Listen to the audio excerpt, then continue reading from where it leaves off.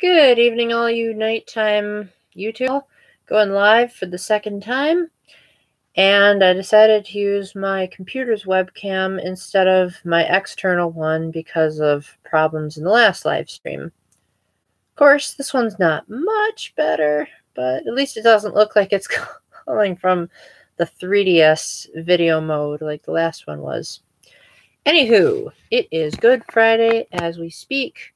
My computer screen is super shaky, but I don't care because I'm here to talk about the pros, the cons, and the mez of this year's Good Friday. So, I'm just going to be kind of blunt with you guys here. Just because someone is a Catholic does not necessarily mean they're going to be totally perfect with all the church doctrines. I have to admit, I spent a good hour trying to complete the 4th Idolosphere in Tokyo Mirage Sessions Sharp FE and following one of Ellie's side quests. That was actually a lot of fun. That game is turning out to be surprisingly addicting. Like, if you're a huge diehard Fire Emblem fan, I'm plugging in my computer. If you're wondering what all the weird angles are for. If you're a huge Fire Emblem fan, you're likely not going to like Tokyo Mirage Sessions, but if you're extremely open-minded, and I say extremely with a lot of emphasis because, oh my gosh, the J-pop in that game is just unbelievable sometimes, you're going to have a pretty good time, at least with the...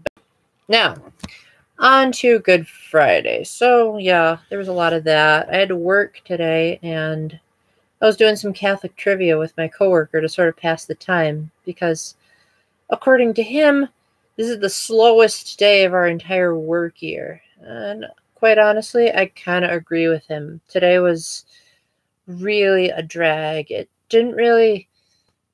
Like, you'd think that having a slow day at work where most of our time was spent leaning against a wall would have been a good time to reflect on Jesus' passion.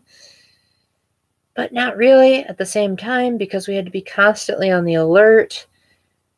And when we did have dishes, it was, loud and pounding. So, yeah, today wasn't the best Good Friday ever, but it's going to lead into an amazing Holy Saturday because my girlfriend is coming into the Catholic Church, and I'm excited. I'm excited for the fact that she's going to be able to realize the truth. Now, you might say, well, Paul, that's her truth and all that, and I'm not stopping you. You've got free will and all that. But I was thinking today about the possibility of, well, what if I wasn't Catholic? What if I decided that I didn't have no other religion that is truer than Catholicism? Like, sure, there might be aspects of Protestantism that are more fun, like, they might get more active during services, or they might be an overall friendlier and less serious contemplative type, but there's that lack of definitive truth there.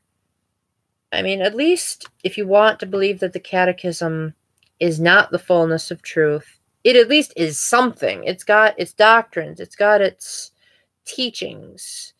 Other religions, it's kind of a lot of hearsay and says, so therefore this is what it is, as opposed to, well, this was an ancient piece of literature, and so of course you can't take it at total face value. I mean, who watches The Wizard of Oz nowadays and criticizes Judy Garland for saying the word gay in a song that she's singing, when everyone knows that back during the time of L. Frank Baum and possibly that movie, the word gay did not mean what we think it means today. It meant happy, cheerful.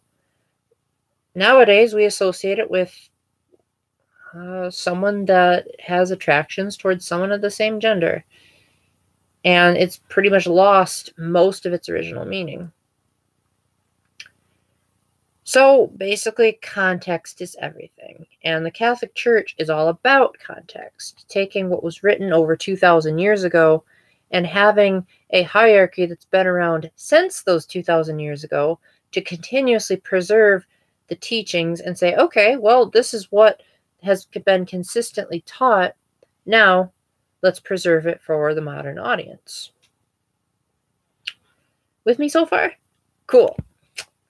So, I was going to upload my best games I've ever reviewed list, but two things held me back. One was I really wanted to do this live stream, but searching for a thumbnail for my worst games ever was a lot harder than you think, because I didn't want to show off the number one item right away, but most of the games on my list didn't really have much material to work with that wouldn't have required me to get some kind of copyrighted image that would have writing on it or whatnot, and then I'd have to deal with someone subscribing to me to send a message to tell me to take it down, and then unsubscribing once I do. Oh my gosh, I remember doing that with my Professor Layton versus Phoenix Wright Best Songs video. That was kind of a creepy experience. Well, who does that?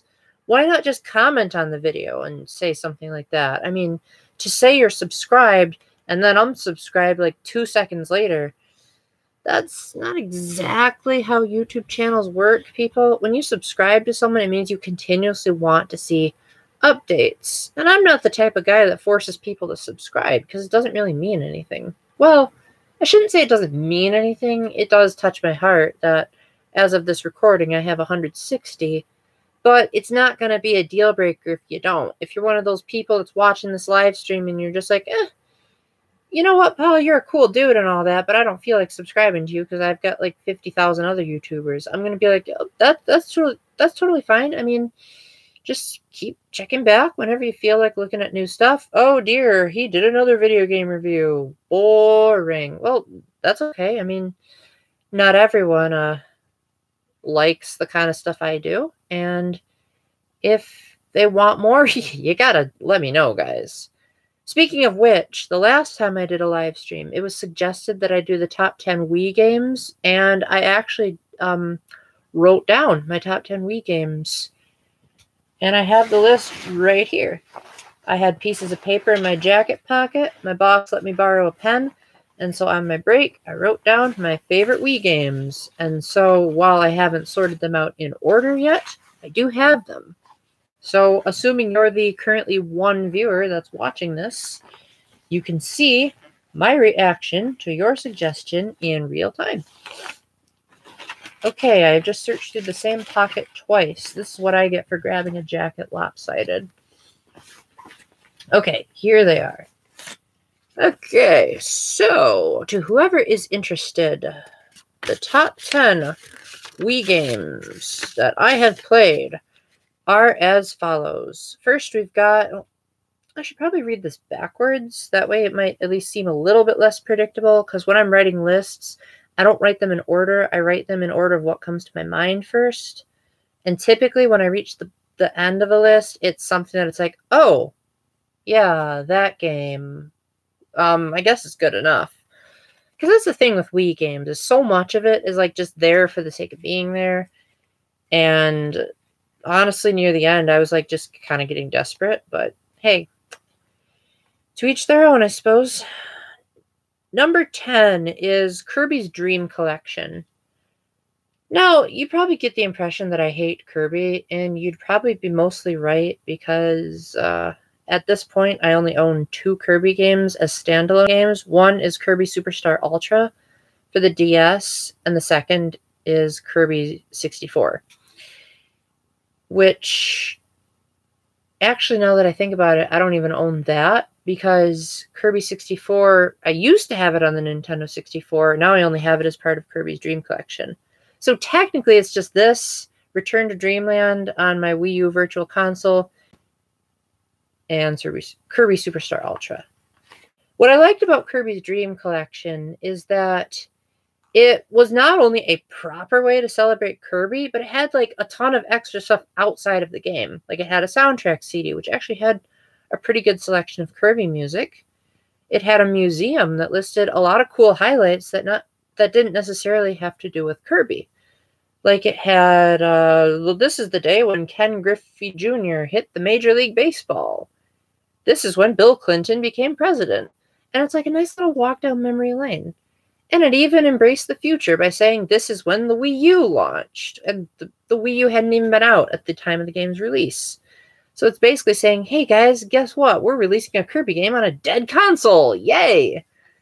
It had 3 episodes of the Kirby anime, which I couldn't even sit through like 10 minutes of it, but it's there if you're a huge fan of anime.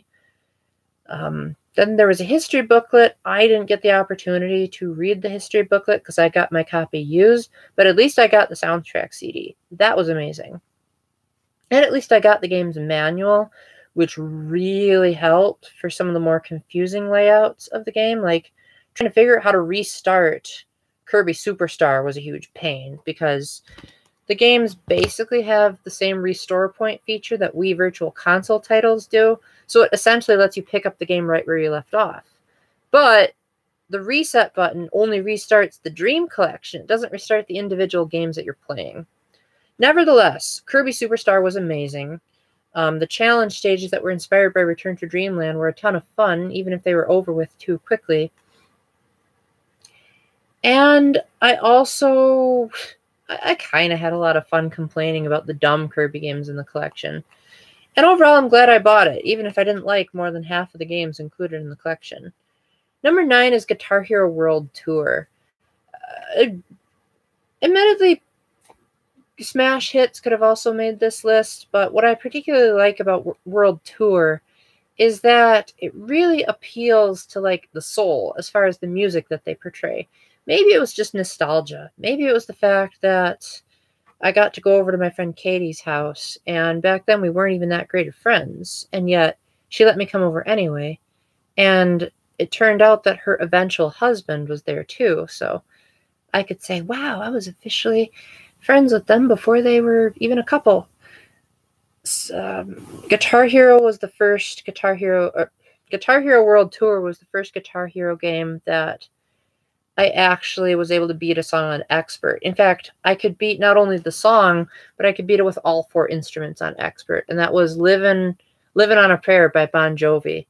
But boy, do you have to know how to scream if you want to sing a Bon Jovi song. Like, how do I put this without being rude? Well, the guy took a lot of drugs and cigarettes, so he had that deep, raspy voice where he screams out living on a prayer. Man, singing that on Expert was a task, especially with my tenor, borderline alto range of singing when I don't know what range he was, but he was hitting those high notes, and it was crazy. Guitar Hero World Tour was also a blast because it was the first Guitar Hero game to take the gameplay of Rock Band and convert it to the style of notes that you can actually hit when they're on the fretboard. We really had a blast playing through those songs, and even though the game was kind of on the easy side, for Guitar Hero standards, that also made it more playable. I actually found myself liking the songs, having a lot of nostalgia because they would have some of the oldies that my dad would play in the car. And overall, it just was a good-looking Wii game and a much better-looking Xbox 360 game. Guitar Hero on the Wii just basically becomes obsolete once you play it on any other console. It had a nice smattering of DLC at the time, but boy did it took up a huge chunk of your Wii's system memory. And I highly don't recommend, well, you can't anymore, but I highly don't recommend buying DLC for Guitar Hero games unless it's like Mario themed. Because otherwise it's kind of a waste of time. And my brother didn't even play half of it. This, number 8, is Fire Emblem Radiant Dawn. Spoiler alert, it's going to be on my best games list because this is easily the best Fire Emblem game I have ever played. It's a controversial topic, to be sure. But suffice to say that it pushed Fire Emblem forward in a direction that I don't think Nintendo liked, nor do I think the critics liked. But diehard Fire Emblem fans were at their finest in games like this. This took the formula of just barrel through the game that was established here in the States as Fire Emblem for the GBA and added little touches to make it slightly more newbie friendly, like base experience, partner characters having a super overpowered unit that accompanied you through most of the chapters. And it also had an easy mode that actually felt hard, but not like stiflingly hard like the game's actual hard mode.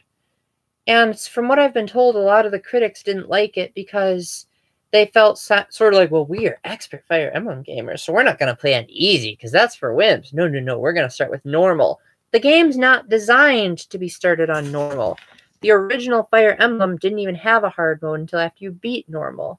So if you were a diehard Fire Emblem fan since the beginning, you'd know that the game is meant to be played on easy first, and then you move to normal, and then you move to hard, because then you're used to the mechanics, you're used to the map layouts, you're used to... You're coming in expecting that there's going to be tougher AI, you won't be able to grind as much, so you'll know what the game presents on easy, then be better prepared for it on normal, and then be super prepared for it on hard, because I actually cried when I was playing hard. Yes, cried. You heard that right.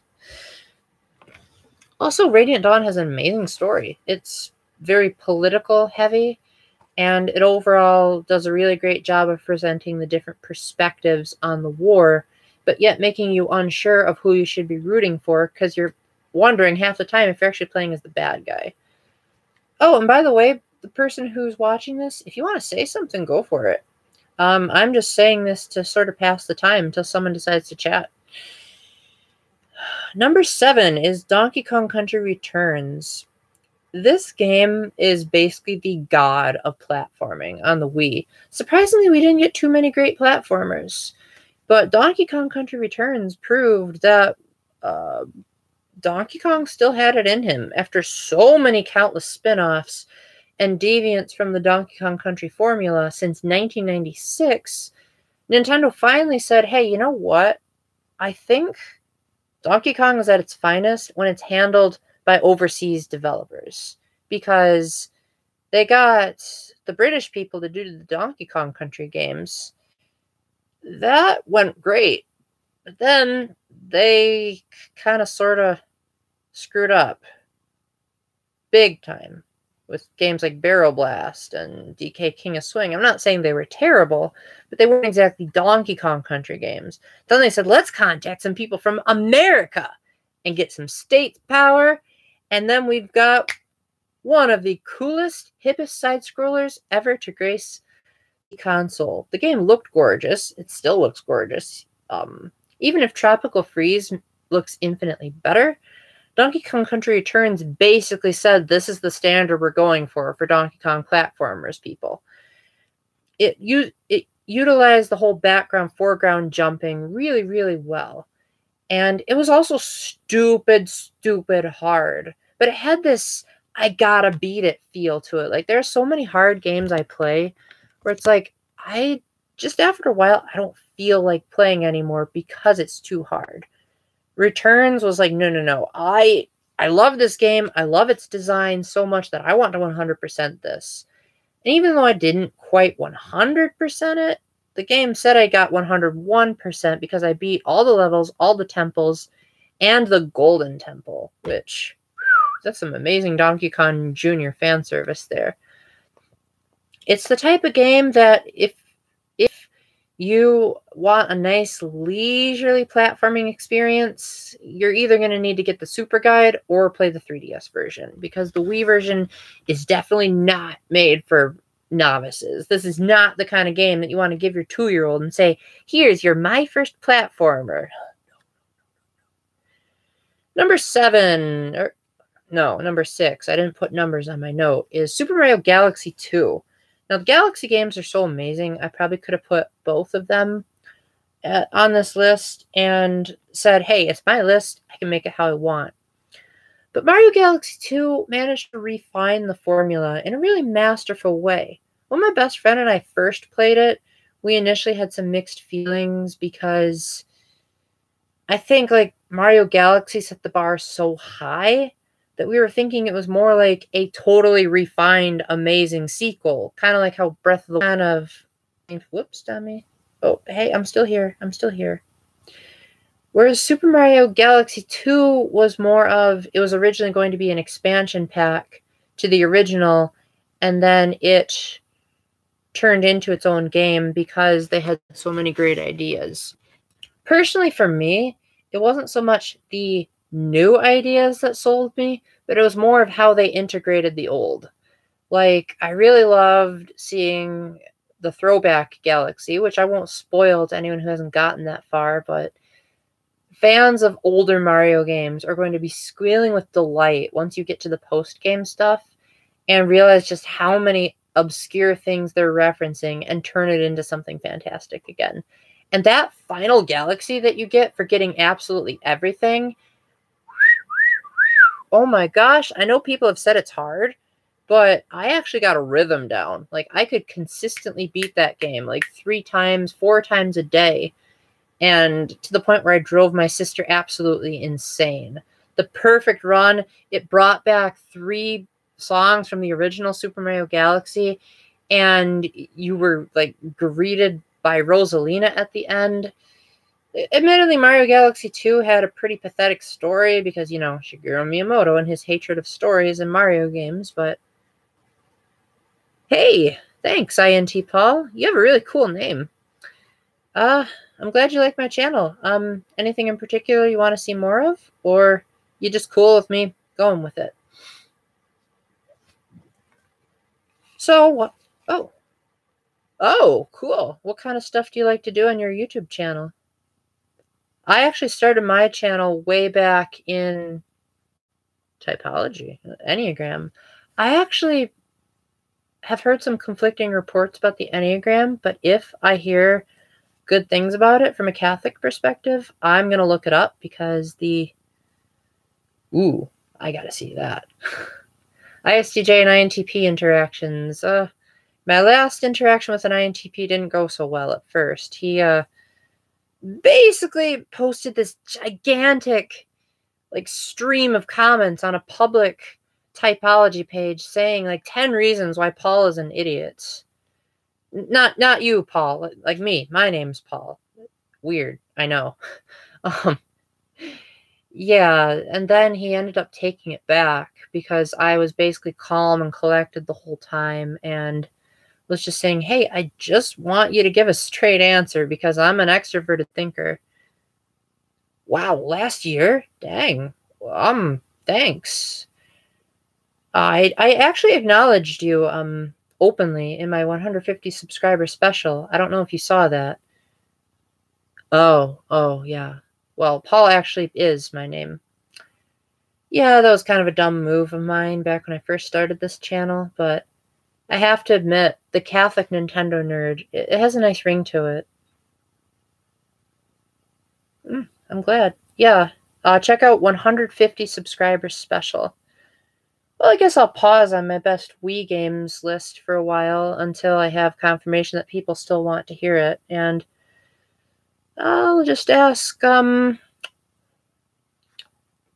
an ISTJ that would be coming into a video with an ISTJ, what do you think are some of the highlights of interviewing our type?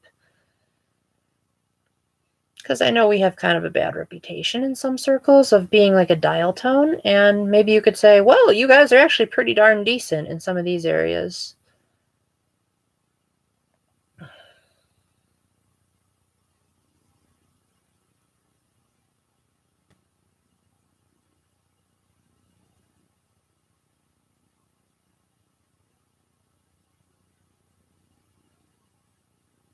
Yeah, it is.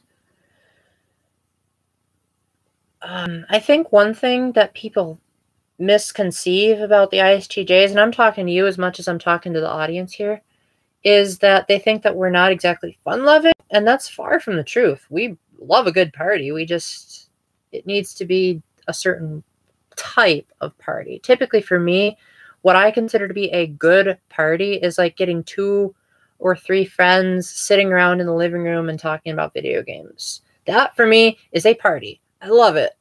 We have a lot of humor too. Cultural norms, yeah. Yeah, it really does. Like, ISTJs are very value-based because we have tertiary introverted feeling. And so as a result, you could get like a Catholic ISTJ and an atheist ISTJ that, because we rely so much on facts, the atheist ISTJs will like bring up the abuses of the Catholic Church, and they'll bring up the homosexual priests and the clergy members that have raped little girls and stuff. And they'll say, well, see, Paul, You can't be Rumble Jumble? Can't say I know what that is, but no, actually I really like all these posts. It gives me a lot to talk about besides just rambling to myself. I really appreciate it. Oh, rant. No, bring it on. Bring it on. I like IP rants. IP meaning, introverted perceivers. For being introverted, you guys are surprisingly talkative when you want to be, and I really appreciate that. What was I saying? Extroverted intuition. It may be our inferior function, but it still makes us go on tangents quite a lot. But yeah, so the atheist ISTJ would say something along the lines of, yeah, well, I don't see any proof that God exists. You have yet to prove definitive scientific evidence that there is a God. Whereas the Catholic ISTJ would be more along the lines of noting the stability of the universe, noting the statistical probability of something from nothing, as well as recordings from history about, like, okay, so you can believe that there was a historical first president by the name of George Washington, but you can't believe that there was a rabbi by the name of Jesus of Nazareth. Stuff like that. There's differences. But I would say something that's in common with ISTJs is that we are the type of people that we like to preserve something that works. Heck yes, I have. I initially typed myself as ESTJ because, as you can see from this video and like everything else I put out, kind of an outgoing introvert. Instinctual variance theory, I have not. I'd love it if you could type it out. And while you're doing that, I'll continue answering your question. All of those types that you mentioned, I have gotten on John's personality test, but I'm going to personally address all three of those, plus the two types I've been mistyped as, and tell you why I don't think they work. So I initially typed myself as ESTJ. That was the very first thing I got. I thought, I'm outgoing, not exactly too in touch with people's emotions. Okay, it's saying it's held for review. What the heck? It's a live stream. I'll give it a try.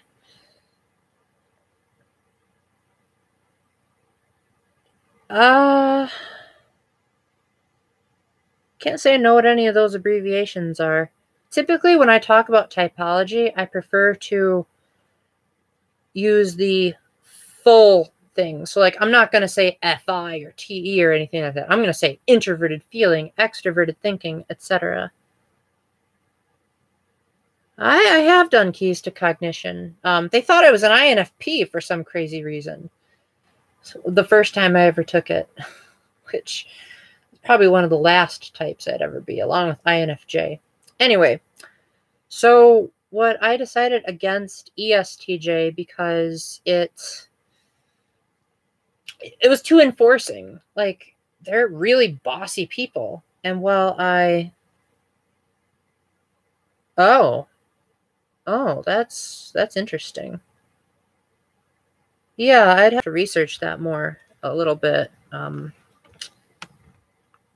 Yeah, I agree. Yeah, that's probably why they got INFP, was because I was being particularly passionate during that particular keys to cognition. They were probably like, well, you're so overpassionate that you probably lead with introverted feeling. But yeah, so ESTJs also are not really, they're not really in touch with people's feelings or their own, like, at all. And I think I'm emotional enough where I think at least tertiary made sense. INTJ, absolutely not. Although I have gotten that as a subtype. Because while I do have the reasoning skills of like a 40-plus-year-old, that can sometimes make it appear like I'm a dominant intuitive. When it comes down to it, I am absolutely awful at hidden meanings. Whenever I try to watch something like 2001: A Space Odyssey, I'm just like zoning out.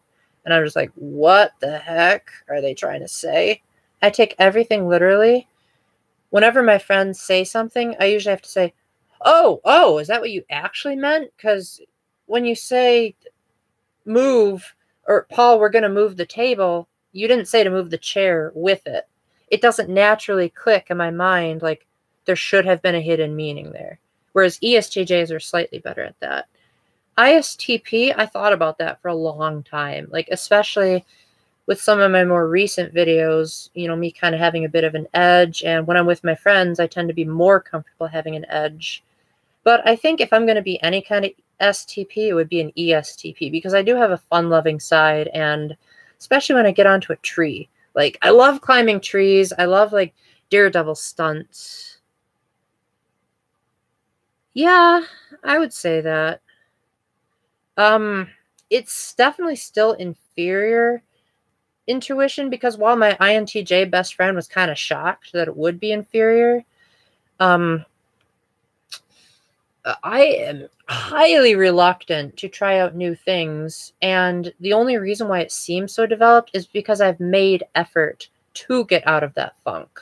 When I learned that ISTJs are kind of rigid tradition freaks, I was like, that seems kind of unhealthy. Maybe it would be better if I, like, maybe every now and then gave this indie game a try. Most of the time I end up regretting it and end up complaining about it, but it's led to a few gems like Ghost Trick Phantom Detective. Personality Enthusiast, yeah, I'll check it out for sure. I love ESTPs. They're a really cool type. Let's just hope that everyone watching this does not know what my real name used to be, because I'm not going to want to be treated like a celebrity. But yeah, as long as you guys don't have too much introverted thinking in there, because I am on this debate page, and most of the people on there are not SJs, and I'm just, like, easily the outcast there, because I'm, like, the realist and the, like, Jet Plane 48, cool. What was I saying? Yeah, like, they seriously don't have enough SJs. They're all just like, do you think that theoretically such and such is possible?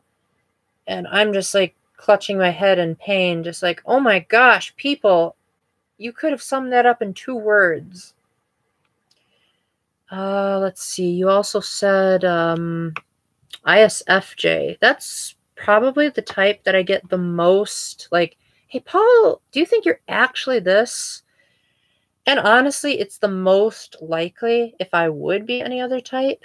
But the problem is that while I've looked into it and there are a lot of similarities, most of those come from the fact that we share the same dominant and inferior functions. I've looked into the possibility of the secondary, and while I can see where that can come across, especially when I'm making my Catholic videos or when I'm chaperoning something, honestly, extroverted feeling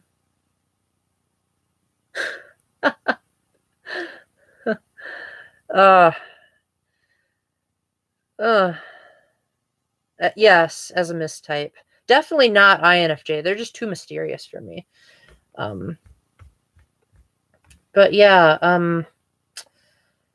ISFJs, they're really good at, like, reading what people are feeling, and I am not good at that at all. I, like, am terrible at empathy.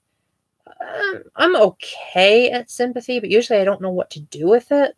Like, if I see someone crying, I'll of course want to do something, but I usually won't, because it's like, well, what if I make it worse? Or what if they don't want to be touched?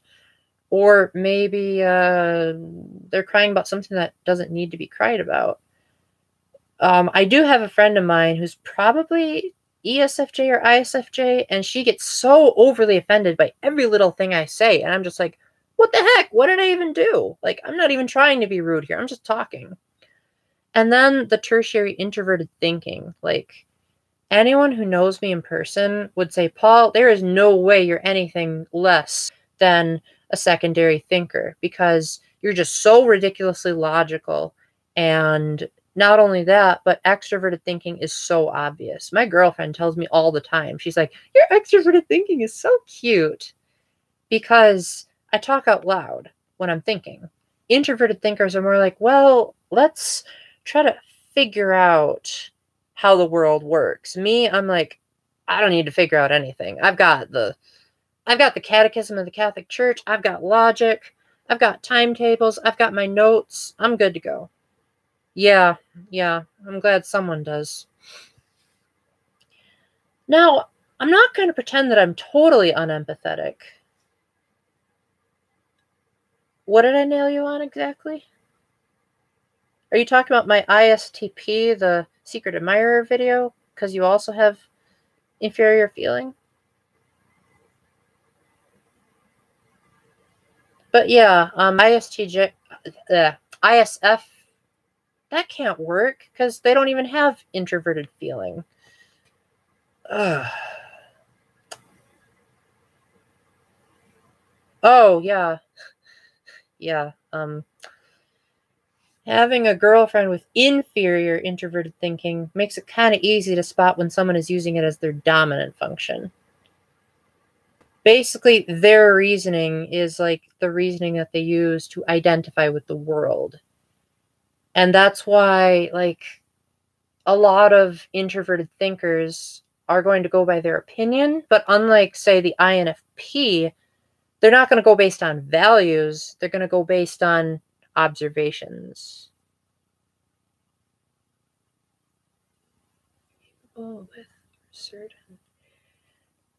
I'm not sure what to make of that last sentence you just said because, from what I've heard about extroverted thinkers, I've heard that we can be kind of, strict and bossy. So I'm curious, like, how does that differ from your type exactly? Because from my perspective, INTPs are more like, not necessarily you, but the ones I've met are sort of like I'm the smartest person in the universe, and no one can possibly keep up with my amazing brain power. And you're just an insignificant little bug if you even try.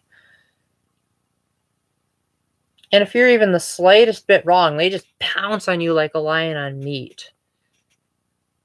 Self-depreciating? Oh, yeah. Yeah, I actually just mentioned that in my ISTP video, so it could just be the dominant introverted thinking. As I said in that video, I said that, yeah, same here. I definitely come across as like super open, but then when people like try to pry into my private life, they find that there's so much that I keep hidden. But introverted thinkers in particular, as I said in the video, they have a tendency to, they know what they believe, but they don't have a need to express it. Me, being an extroverted thinker, oh, heck yeah, do I need to express what I'm thinking. In fact, even if,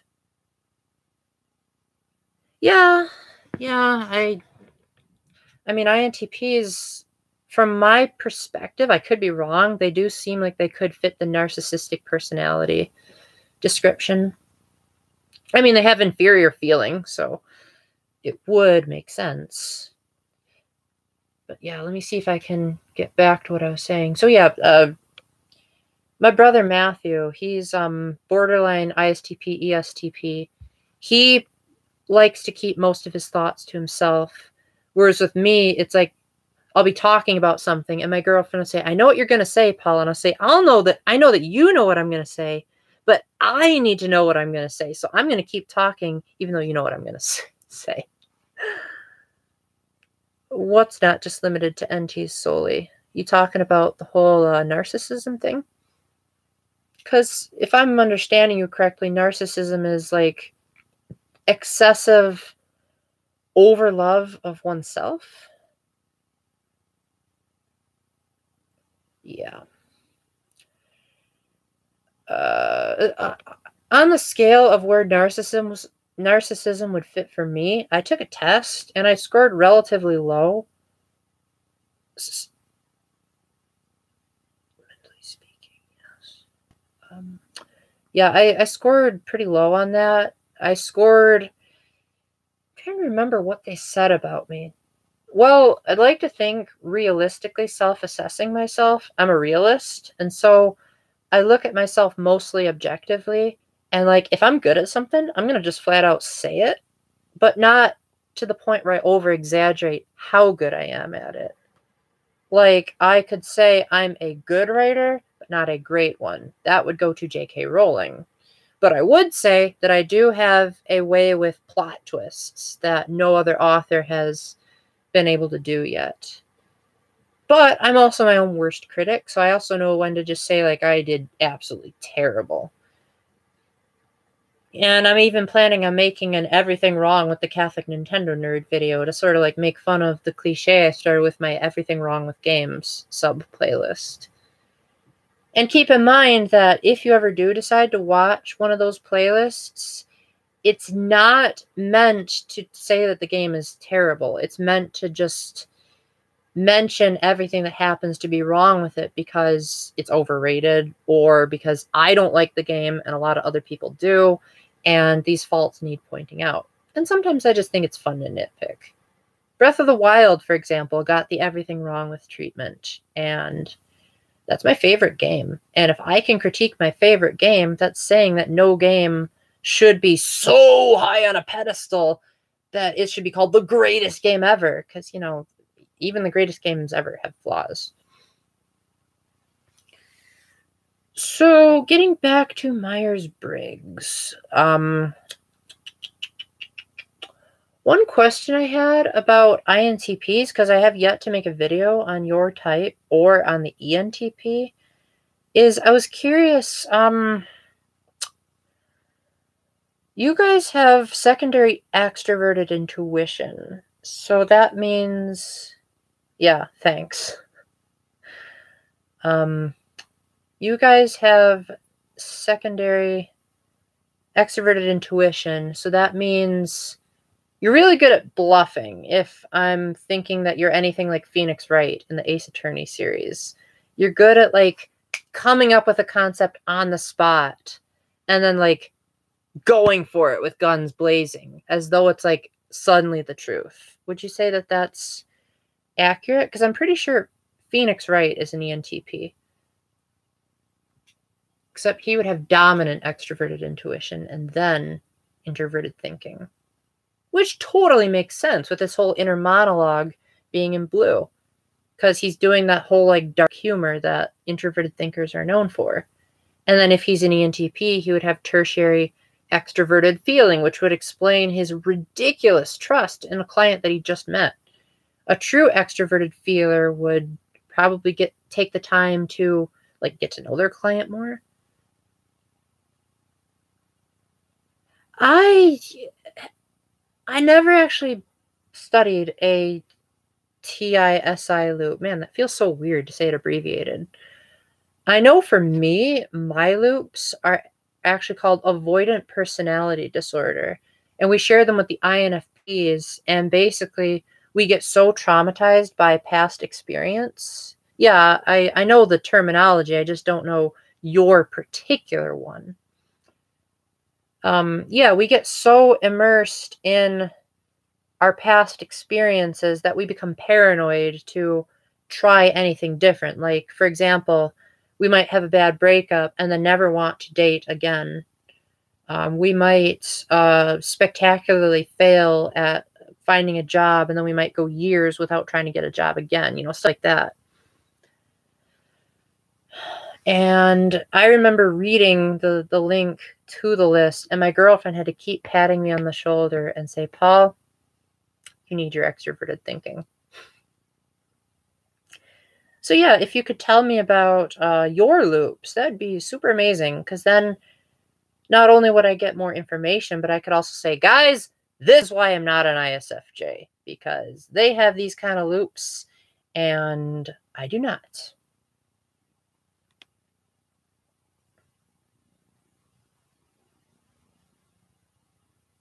And if you're wondering why I'm shouting so much, it's not because I have a naturally loud voice. It's because I want my voice to sound proper in the microphone, because volume modulators and all that.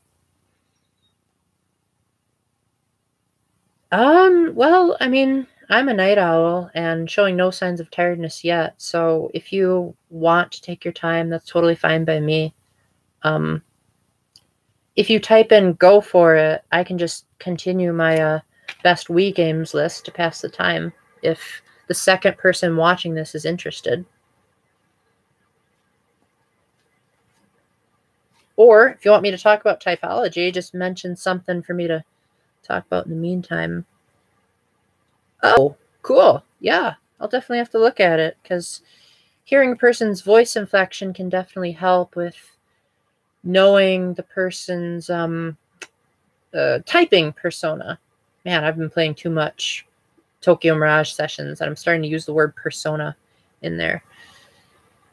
I'm hesitant to show it right now because I'm not sure if that would get into like copyright territory or like this video contains paid endorsements type of deal because I said no. I love video chats as long as the information is not, let me rephrase that. I love video chats, but I don't like them when too much personal information is revealed. Like, I go out of my way on this channel to try to be as non-personal as possible. So, like, the most personal things I'd say would be, like, things I'm interested in, but those particular things are somewhat ambiguous in nature. Like, when I say, I love Catholic Art Work Camp, well, there's 50 states to choose from. And there's, like, 48 different types of Catholic hearts that you could theoretically go to. So yes, I have been to a Catholic heart, but there's a lot of them out there. And even if you look at past videos that I did, it could be many camps. And even if you're like, Paul, you were exactly there that day of the year. It's like, yeah, I was there, but I'm not anymore. So good luck trying to stalk me. But yeah, I'd love to be on a video chat if it could be agreed that we don't get too personal. Sure. What, you wanted me to be a guest star on your channel? Because I've been wishing that for eons on pretty much anyone's channel for that matter. Oh, good. Yeah, neither am I. I love being in front of the camera. Part of the reason I love being in front of the camera is because I think that'd be great. Part of the reason why I love being on the camera so much is that I've been a public speaker since I was a teenager. And this, I feel like, is an extension of that public speaking. And yes, I did say a lot. Big questions? Do you mean like big as far as like what you'd want to ask an ISTJ, or big as in mysteries of the universe kind of things that INTPs like thinking about? Same here. Usually when I start a conversation, I start out with asking, usually when I start a conversation, oh, existential. Oh, goodness. You'll be doing most of the talking for that one because I hardly ever have existential crises. When I first heard about them, with one of the people in the cafeteria where I work, I just said, I used to think futuristic, and then once I quit the seminary, I just decided to live in the moment for the most part and have yet to question life decisions. Do I have regrets? Heck yeah. But I'm not going to just like say that my current life is a waste because I've still got plenty of time on earth. I believe in God, so of course he can make a miracle out of a mess. So even if I spend the rest of my life messing up, I could have a deathbed conversion. So essentially, being Catholic makes it pointless to have an existential crisis.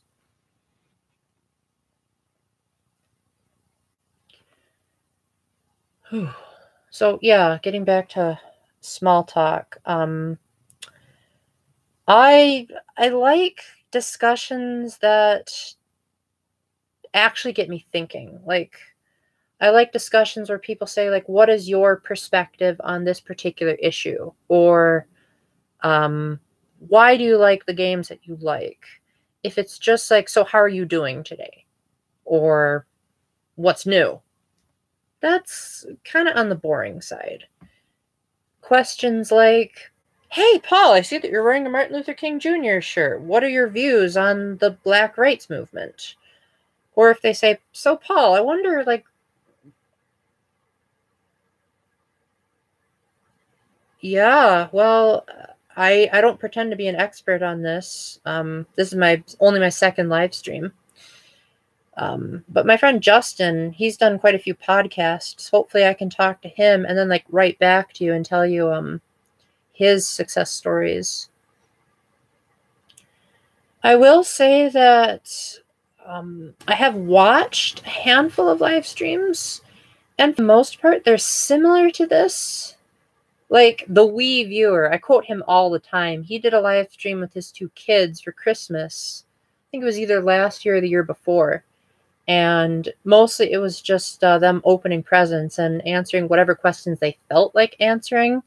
But thankfully, because I have such a small viewage, I can like treat every single comment as an individual, which I like to do anyway. And that's why I hope I'm never going to be like this huge, famous, super amazing YouTuber, because that way I can like individualize my individual subscribers, assuming they ever write to me, of course. But oh well, it happens. And then the second live stream I watched was by his name is 8-Bit Eric. I don't really watch his stuff anymore because I don't really care for a lot of the profanity he uses, but he did a live stream where he was like working his day job and answering questions at the same time. And maybe it's because he's like has a ton of subscribers and he couldn't. 8-Bit Eric, like the number 8-bit Eric, like an 8-bit video game console. Beats me. I can't say I've ever tried the whole talking with famous people deal.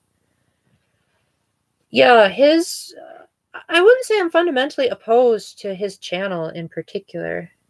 8-Bit Eric, he's a guy that he reviews mostly Nintendo Switch games, and he talks about mostly Nintendo stuff. You could say that he basically tries to promote the Nintendo Switch exclusively and like talk about, is this game really worth it? I'm subscribed to him still. I have yet to unsubscribe to anyone, so you can just look at like channels that I have subscribed to, assuming my subscriptions are made public, and you'll find him on there. He has like 2 Joy-Cons against his ears, presumably because he's pretending to be the Nintendo Switch itself. I don't know. I mean, I think he does pretty spiffy reviews when he doesn't swear. So if you're like that kind of person that's like, Oxenfree for the Nintendo Switch, what the heck? Definitely give his review a try. Which I reviewed the game too, but it was thanks to people like him and the Wii viewer that convinced me to give it a try in the first place. Because as we established earlier, inferior intuition, it means that I'm not typically going to be too thrilled with the Nindies showcase that Nintendo likes to put on. Because indie games, you never know what you're going to find in them. Whereas if Nintendo says, hey guys, we're making a new Smash Brothers for the Switch, it's like, oh cool, I've played every Smash Brothers game before. I know what to expect here. Not with indie titles. I could very well be getting into the mess of my lifetime. Like with Gunman Clive. Oh my gosh, did I hate that game. As far as typology-related channels, there's this channel called Myers-Briggs Relationship, where an INTJ female and an ENFP female were roommates, and they made videos where they like over-exaggerated their interactions. There were a few live ones here and there, but mostly they were like skits. And they showed like what day-to-day life is of 2 college girls with such drastically different personalities were like, without really mentioning Myers-Briggs much at all. And it was a lot of fun because my best friend's an INTJ, and I have a really good female friend who's an ENFP. In fact, oh, yes, changing the subject. I'd love to. Introverted intuition's a pretty tough one. Maybe because it's my 8th function, And so it's just like a complete mystery to me how like every little thing can be connected. But I would have to say, based on conversations I've had, I would have to say the introverted thinkers can really, really make my head like really hurt. Because like they have these ideas that seem to come out of like nowhere. Yeah, I would agree. When I'm like trying to make a boring video game sound fun, that's when I just unleash my ENFP side and just have a ton of fun and come up with these like random references to like my favorite shows, and I'll like get my, you know what? I bet that's what Nintendo was thinking at this moment. Such a very ENFP-ish trait to have. I would definitely say that like one could theoretically mistype me as an ENFP if they were to like say meet me at a conference, because I do have that like bubbly, excited personality, but it doesn't last very long. Most of the time I prefer to like go and crash and take a nap after all that. But yeah, introverted intuition is really tough. I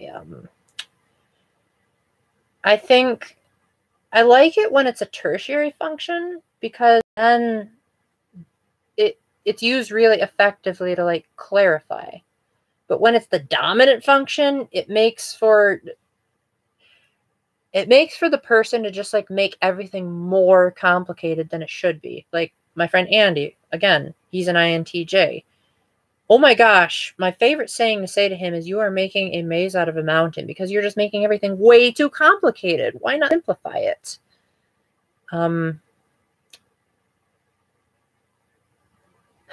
I can't stand heavy metal. I tried playing Guitar Hero Metallica, and I could barely get past any of the songs. Like, and I'm typically pretty good at Guitar Hero, but I was terrible at that game. I answered this question in my last live stream, but considering that you asked it, I take it you are not one of those people that watched it. I really love orchestra music. Like, if I were ever to make a list of my top 10 best soundtracks, I don't like any of those kinds of metals, by the way. But, well, symphonic metal, yeah, I mean, mostly just because it's hard to hear what they're saying and because it hurts my ears. I have very sensitive eardrums, so like certain pitches and certain types of instrumentations just really get to me. Electronic music, I'm very selective about how I like it. Usually it has to have like a live performance of the electrical music, or it has to be like accompanied by an orchestra. Or if it's Sonic the Hedgehog. I love Sonic the Hedgehog's music. But otherwise, I prefer live performances. I love like trumpets. The French horn is probably my favorite instrument altogether. I like harp music. I like the cello and the violin. I'm actually singing with an orchestra. Rock music. You might have to give some examples of that, because I get rock confused with rock and roll. And I also usually don't like the way the lyrics are presented because I take it too literally. Like when I'm singing Brown Eyed Girl, it's like, if I were to sing about my brown-eyed girl, I'd have to talk about my sister. And in the context of this song, that's kind of creepy. I don't understand what any of those are. If you could list like a song, like a couple of song titles that have that genre, that would definitely help me visualize the music, if that makes any sense. I love Latin music. I used to go to Catholic Mass. I still would if circumstances were better, but being able to chant the creed in Latin is amazing. I'm also in a choir, and I'm singing. Actually, I have my notes right here. I'm singing Mozart's Requiem Mass. I believe it's in D minor, and the entire thing is sung in Latin, except for the Lord Have Mercy, which it's traditional to sing that in Greek. So that entire section is just Kyrie eleison, Christe eleison, Kyrie eleison, which means Lord have mercy, Christ have mercy, Lord have mercy. And no, it's not in the form of a swear word. But yeah, I love Latin. I really love in Fire Emblem Awakening how they incorporated pseudo-Latin into the final battle music. Also, Lord of a Dead Empire from Fire Emblem Echoes. I'm not sure if they're using Latin or what, but whatever music they're using is really, really phenomenal. Yeah, it's of course a dead romantic language, but they say that it's really similar to Spanish. Like sometimes they even use the same sounding words.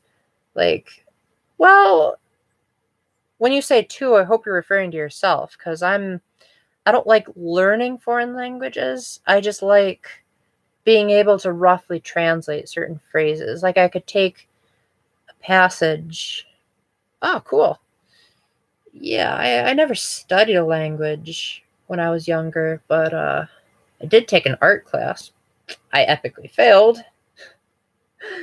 That's why my thumbnails are always taken from Google Images or from my own pictures, because I can't make I can't make my own thumbnail to save my life. It'd probably look like a stick figure.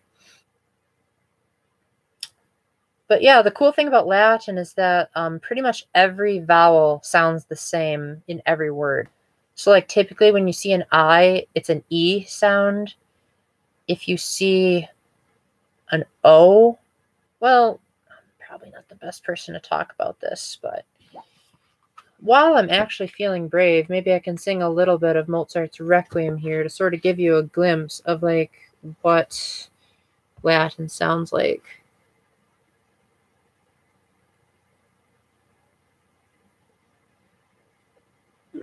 Yeah, I could kind of see that. I mean, you guys do seem to like the new and the unexplored. SJ. Oh, those kind of Kiersey's.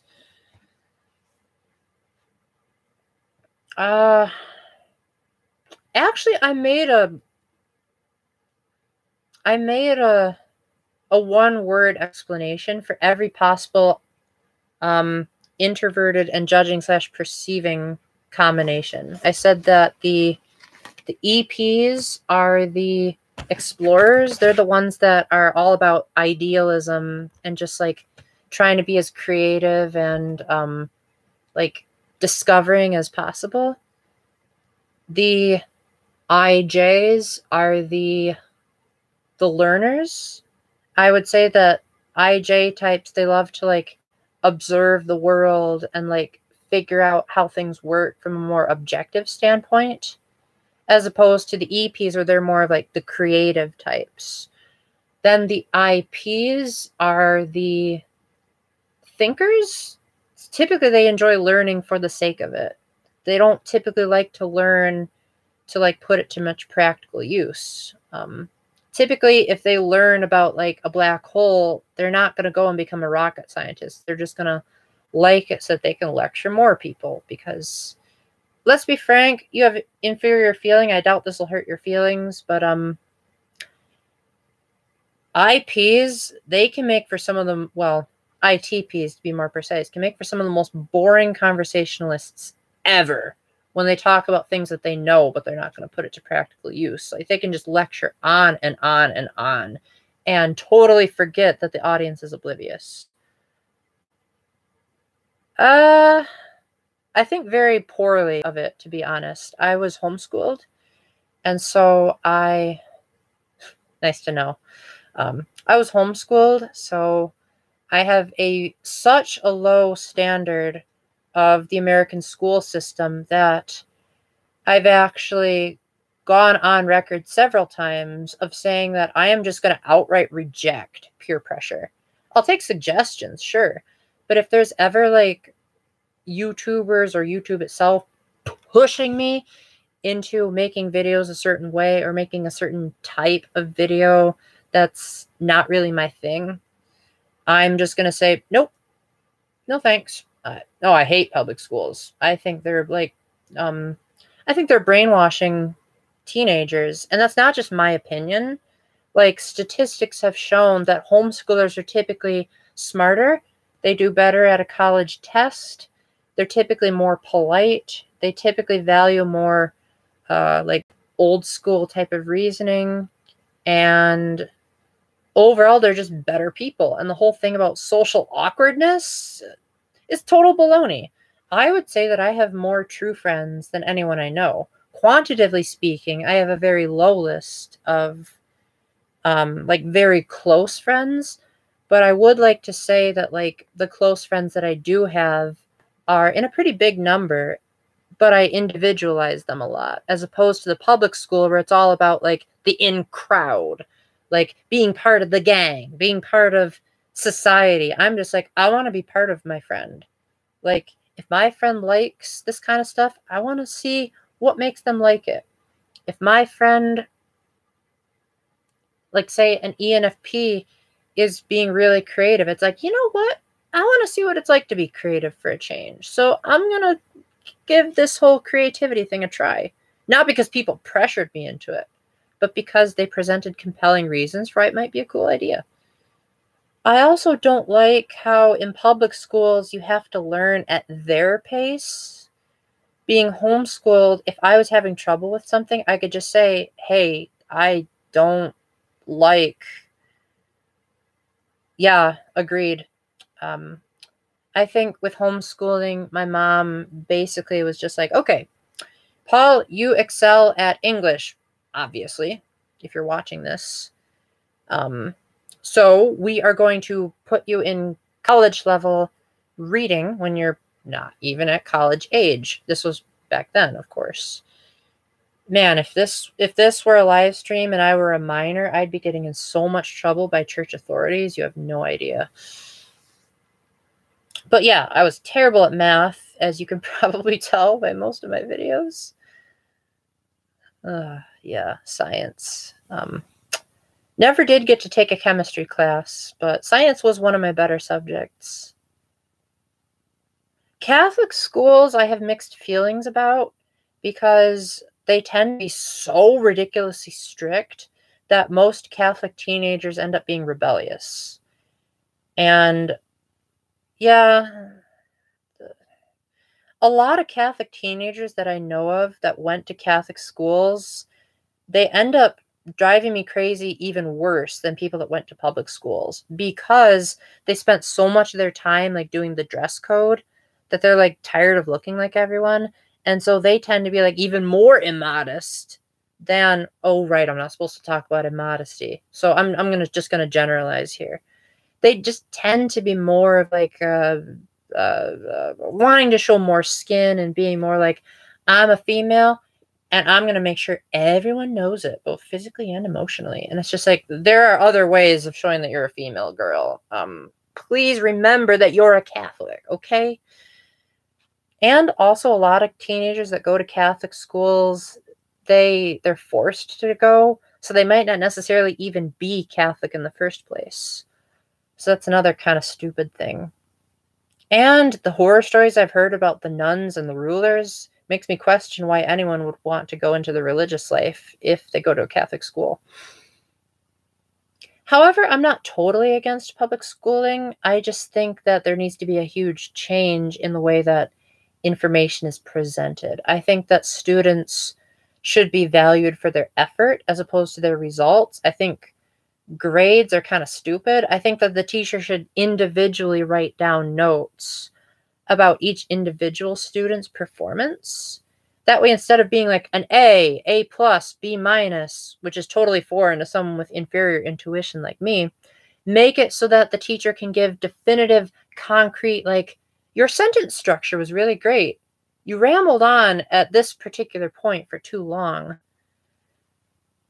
Well, you can say that, but that's the way the school system seemed to portray it. Like, you know, all those sitcoms. What all makes sense? Grading systems? If someone were to give me a B plus, I'd say, what does it mean? Because I'm used to being homeschooled, my mom will say, you did great, you did good, you did perfect, or you totally stunk. Yeah, determines how well you can get into a college. Colleges, I kind of don't like colleges either, because while it is true that Catholics started colleges, I don't think they've been preserved very well. Like, most of the people that I know that are in college are like so overburdened by homework that it almost makes their major seem pointless. I know of an ex-friend of mine that shall not be named that had a business degree, and yet for the longest time he couldn't even read. My grandpa was more successful than he was, and my grandpa never went to college. Full-time university student. I should be saying congratulations, but I'm not really sure what that means exactly, so I think that's cool of you. Business administration. I could never handle that. That's totally not my thing. And that's one of the big things that the ESTJs pounced on me for back when I thought I was one. Every time I would say I'm terrible at administration, they'd be like, what the heck? ESTJs are natural administrators. And I'd be like, nope, not me. I'm more of a teacher than a coordinator. I can be good at coordinating, though. Like, whenever we do like a 3-way or a 4-way hangout with my good friends, I'm usually the one that does the lion's share of the planning. Probably because I actually have extroverted thinking and the rest of them are like tertiary thinkers at best. Actually, they all are, now that I think about it. So I just defeated myself. Man, I'm wondering, like you've got some really good comments, but I'm wondering who the second person is that's watching this. They must be really committed and really cool night owl. So kudos to person number 2. You're like really amazing. Unless you like secretly have 2 YouTube channels or something. Wonder why they haven't said anything though. I mean, that's okay if you want to be quiet and just listen. I know I can be like a blab a mile a minute when I'm by myself, but I do love dialoguing. In fact, that's what I love about my current girlfriend, is that she usually does way more talking than I do. And boy, does that help during awkward long car rides. So what exactly is business administration? Is it... Oh, no, don't tell me that it's like what those ENTJs do, where they're just like, I'll get it done. ENFJ for what? I lost track of what we were talking about.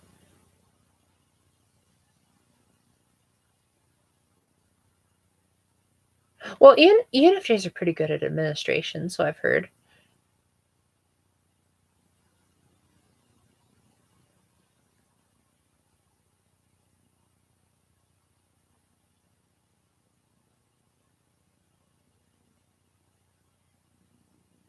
Oh, are you referring to my girlfriend? I would never condone unschooling, because even Jesus went to school. That's not something you'll find in the Bible, but you know it's obviously true. Yes, Autumn. Yep. Yeah, she used to think she was INFJ, and then she was just being way too extroverted feelsy and too aware of her surroundings. And I just said, you're definitely not an INFJ. So she took the test. Sure enough, she was ENFJ. And now, like, everything we've read makes total sense. No, if Autumn and I were theoretically to get married, we are definitely going to homeschool. Like, hands down, no questions asked. I would say that if someone is unschooled, yeah, good luck with all that business administration stuff. That sounds like the kind of thing that if I ever want to take a nap, I'll just stay in that person's office all day. Yeah, I absolutely cannot market to save my life. I've even, okay, get this. I've even tried to advertise a completely free walkthrough for a video game. And like, no one wanted to take it. I was like, come on, guys, this is absolutely free. I'm offering it to you. I wrote down an entire strategy for it. Maybe it's because they didn't like the game in the first place, but I tried to make it story heavy. But apparently I couldn't even get people to be excited about the story. Oh well, I'll try one of these days. And my book hasn't exactly sold stellar amounts, but at least I have a book.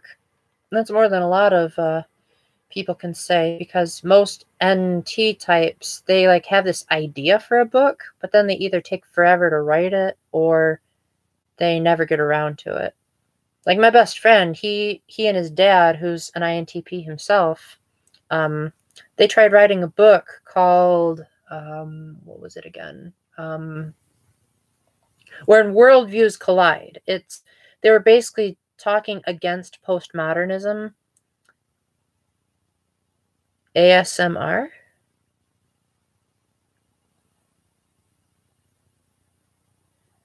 Can't say I know what you're talking about. Is that a Virtue Sister Ward reference by any chance? Because there's a chapter where you meet someone named Gollum, and Gollum stands for General Autonomous Labor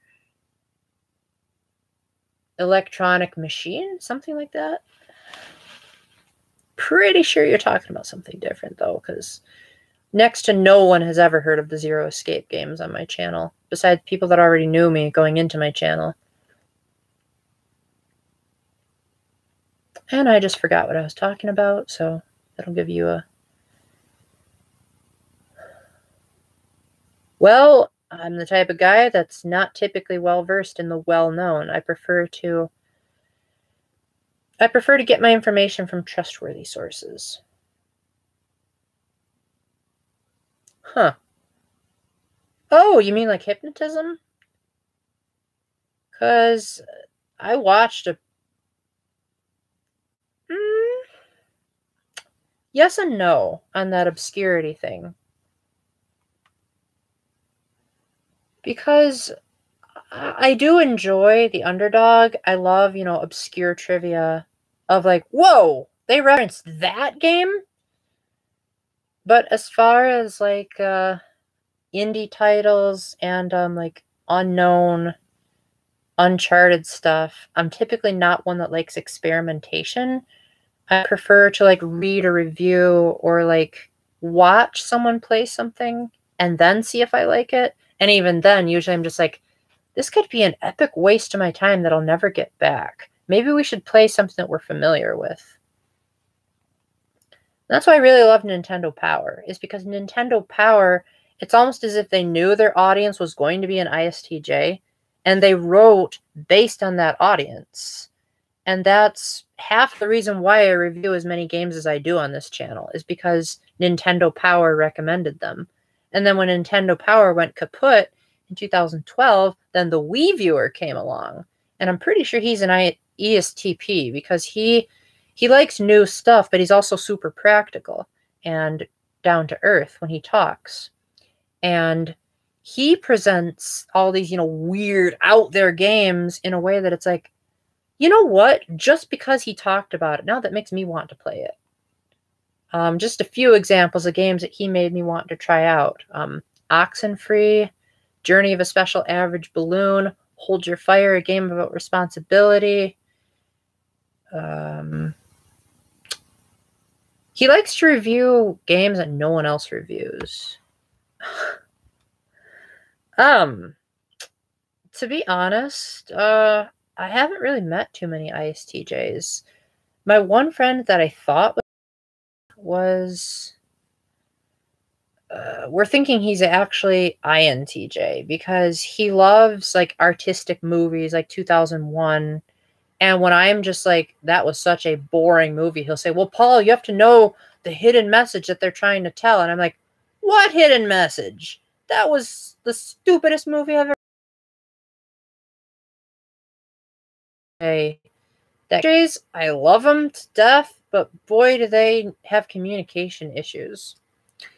From what I've seen of ISTJs, I tend to get kind of frustrated by how stifling they are as far as like how underdeveloped their lower functions are.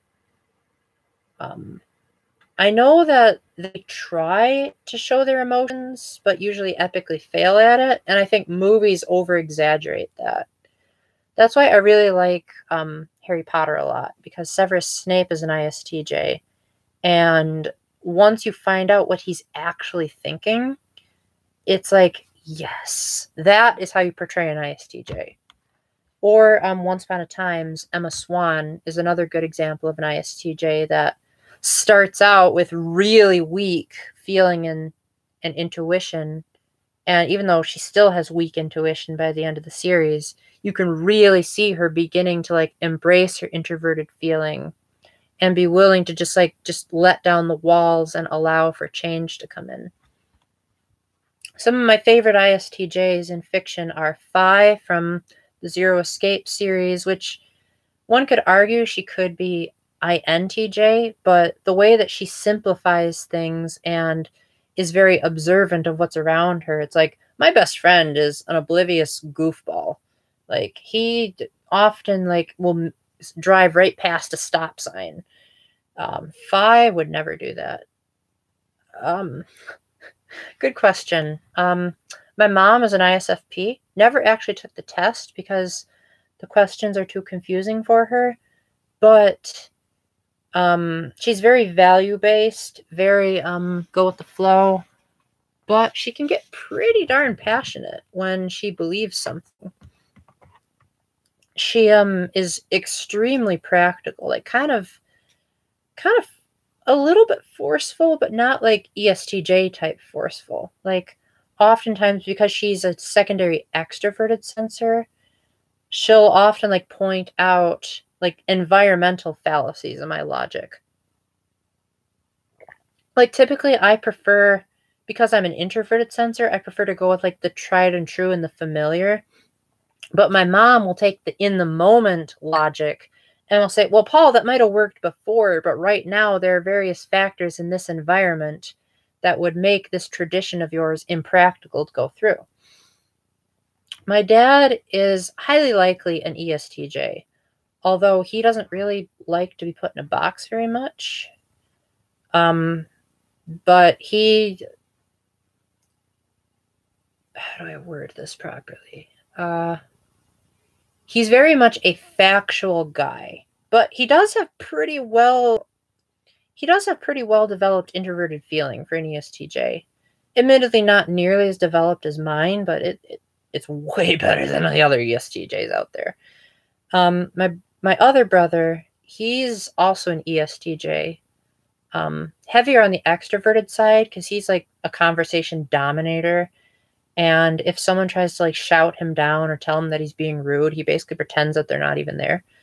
But he is very polite, which I can't say many ESTJs are. But he's also very stubborn and opinionated. And boy, can it get embarrassing when he's like talking about what he likes or dislikes, and you try to give him the facts, and he just will not listen. He's just like, nope, this is objectively bad, and this is always going to be bad. And no matter what you say, it's bad. My other brother, he's STP for sure. Not sure if he's E or I STP, but definitely one of them. He's always seeking novel experiences, and like he's usually out and about. He works as a carpenter, so that's pretty much a given with the STPs. And he also doesn't like explaining his reasoning unless he's directly challenged. Otherwise, he just keeps it to himself, whatever he's thinking. But he does have a good way of explaining his points in a way that, how do I word this? Like, if you've watched my ISTP video on how their intuition plays out, ISTPs are good at using their intuition to make sense of what they're thinking. So as a result, when my brother has like a viewpoint or a logical argument, I never misunderstand his intentions, and I get what he's trying to say and what he's thinking. Even if I don't agree with him, I understand it because he does such a good job of explaining it. My sister, that's the final one. I don't really know, because the last time she took the test was when she was too young for the test to be valid. But I'm guessing she's borderline INTJ, INFJ. And I know that's kind of a ridiculous claim, because you've got extroverted feeling versus extroverted thinking. But because she was also homeschooled, like yours truly, there's going to be certain stereotypes that she just doesn't fit. Like, she has this sort of dry, cynical humor that an INTJ would have, but she also has this soft, sensitive side that an INFJ would have. She also overcomplicates things like an INTJ would, but then she also has this, like, sort of her own way of thinking like an INFJ would.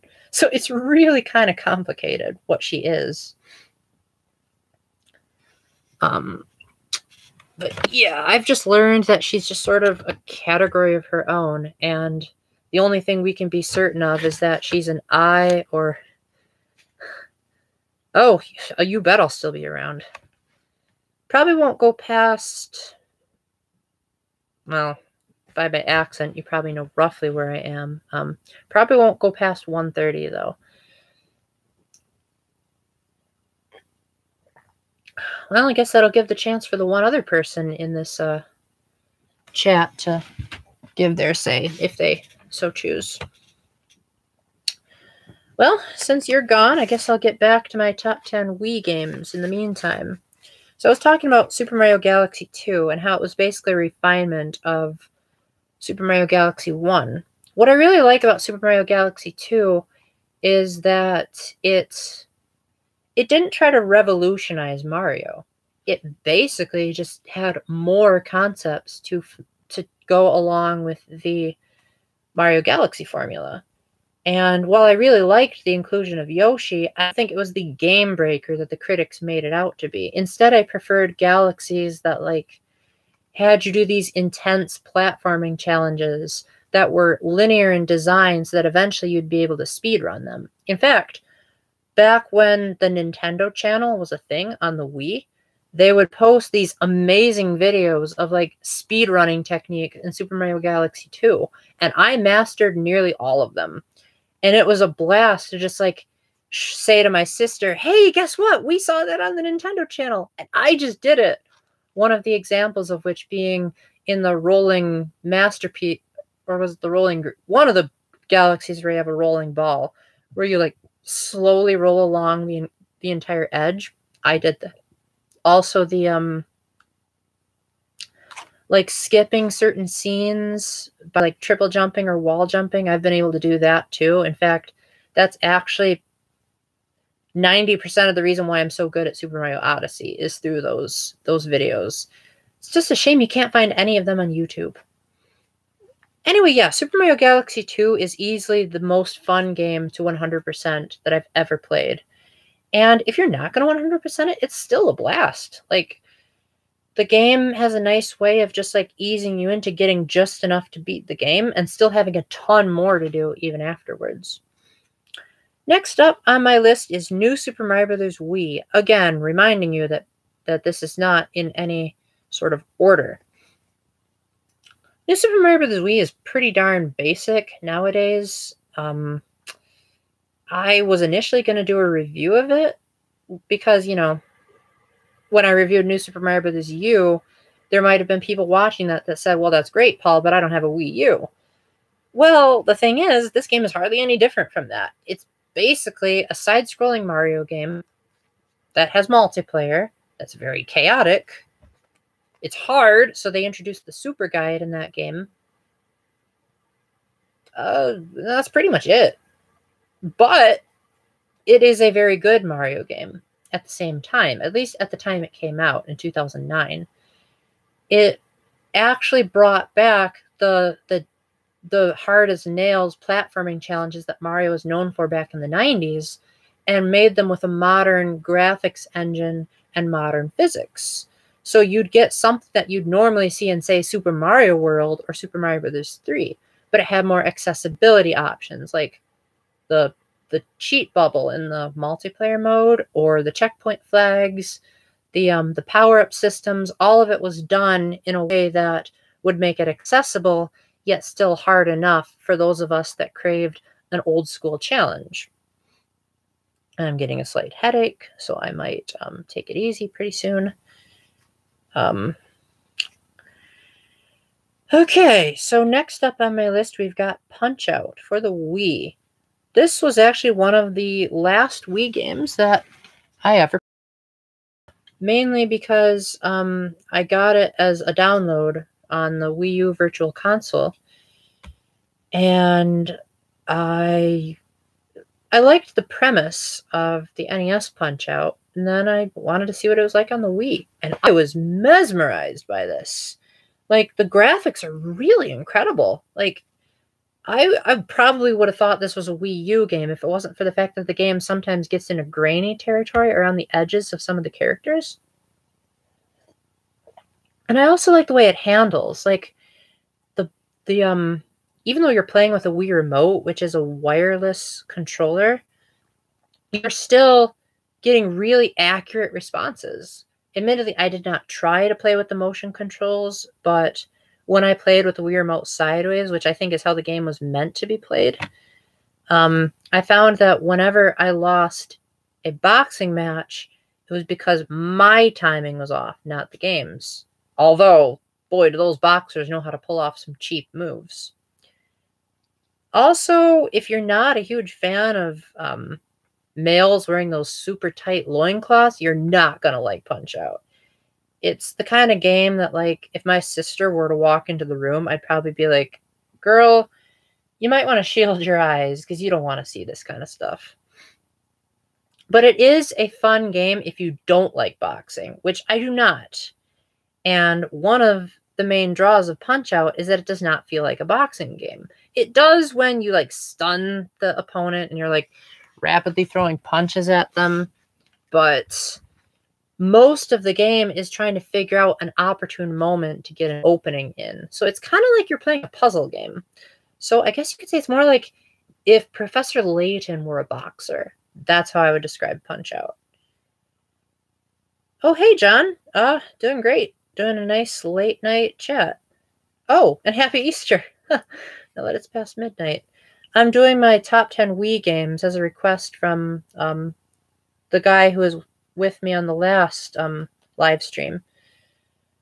So I plan on making this a separate video eventually because I'm just rambling way too much. But I've been really enjoying the live stream so far. Girlfriend's coming into the Catholic Church today, and we actually had an easy day at work. What about yourself? Yeah, thanks. Hope you end up having a good time at the Easter Vigil. So, while I'm waiting to hear how you're doing, John, Mario Kart Wii is the next one I have on my list. Again, this is a really cliche list, but I haven't played too many stellar Wii games.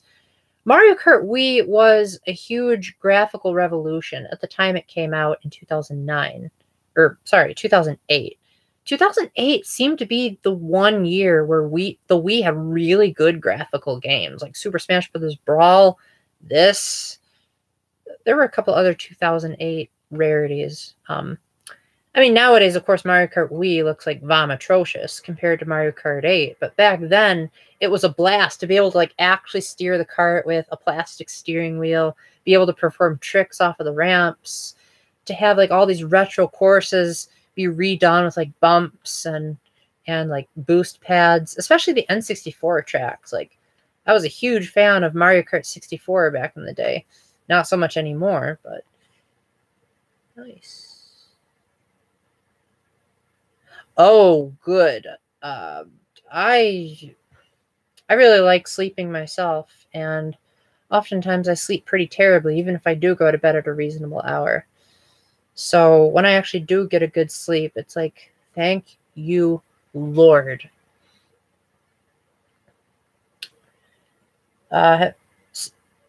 While I'm at it, John, did you ever play Mario Kart Wii?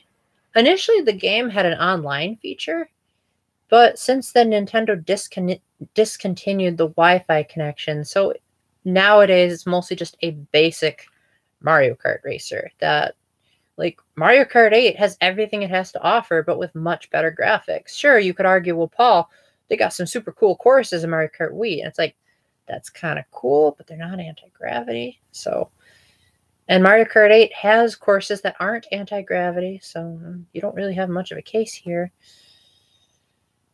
Okay, next. Although Mario Kart Wii definitely did a better job with maximizing its character slots, I will give it that one. And it had 4 save files. Every other Mario Kart game to date only has 1. Mario Kart DS, maybe, but I don't actually own that. That's my sister's cartridge, so I'd have to borrow it to find out. Number 2, and John, because you got here late, I'm just letting you know that this list is not in order. I'm going to make a separate video later where it does. Person curse. Why? I'm going to make a separate video later that talks about the order. Next up is Wii Sports Resort. I bet even you have played that one.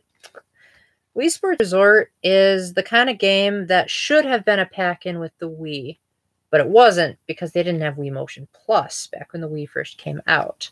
So instead, this was a showcase for a peripheral instead of a showcase for the device. Yep, Mario Kart 64, that was a good one. Block Fort, can't go wrong with that. I have an unbeatable strategy on that stage, by the way. I dare anyone to take me down in a match on Block Fort. So Wii Sports Resort wasn't exactly a perfect package. I mean, it was a minigame collection, and the Wii was known for having too many minigames. But what Wii Sports Resort did that was different was it introduced a hub world for a minigame collection in the form of Woohoo Island. It was so iconic in design and in theme that several Nintendo games later, and probably still will, had gameplay elements that were inspired by Woohoo Island, including, but not limited to, Smash Brothers, Wii Motion, or Wii Play Motion, Mario Kart 7, Pilot Wings Resort was even a crossover that was between Wii Sports Resort and Pilot Wings. And the mini games that were presented made a really great use of Wii Motion Plus. I especially loved the return of bowling, now significantly easier because the physics are more realistic. Sword fighting was by far my favorite. I'm now a pro in my ranking, and I can take down pretty much anyone in a sword fight. And that's actually helped me with real-life sword fighting, because I do get into fake sword fights, as you've seen on my channel. And it's not all just about hack and slash. You also have to know your defense, which is nice because the Wii Remote has a B button. That's how you block your opponent's attacks. In fact, fun fact, if you are watching this and are planning on getting to pro level in Wii Sports Resort, here's a nice tip for you. Stick with one Mii, quit whenever you lose a match so your rating doesn't go down. And then when you're actually in the match, slash the opponent, block, slash again, block, and just keep doing that over and over again. And eventually you'll have pretty much an unbeatable strategy. The rest of the mini games are kind of okay. I mean, there's table tennis, which is actually a lot of fun. I'm terrible at ping pong in real life, but somehow they managed to make it work for a video game. Wakeboarding is amazing. Like, you really feel like you're on a surfboard, sometimes for the worst at times, but boy, is pulling tricks a lot of fun. I don't know if this is for sure, but I'm guessing that the inspiration for that minigame was Nintendo just getting off of making Mario Kart Wii the previous year and saying, man, doing tricks is so much fun in this game. How can we incorporate it into another game before the next Mario Kart comes out? Oh, I know. What if we make it a minigame in Wii Sports Resort? Yeah, we'll make it in the water. I wonder if that's where Sega got the inspiration for Sonic and Sega All-Stars Racing Transformed. Because apparently they had underwater and air racing way before Mario Kart 7 was even announced. Finally, we have The Legend of Zelda Skyward Sword. Definitely not my #1 pick by any means. Compared to Breath of the Wild, it's extremely hard to go back to Skyward Sword. But it is still a fun game if taken on its own. Now, granted, your enjoyment of the game is going to 100% depend on how reliable your Wii Motion Plus is, mine was nearly flawless. But I've heard other people complain that the game was practically unplayable. And I don't blame them. It really all depends on where your sensor bar is, whether you set the calibration to above or below the TV. Mine was below the TV and it worked great.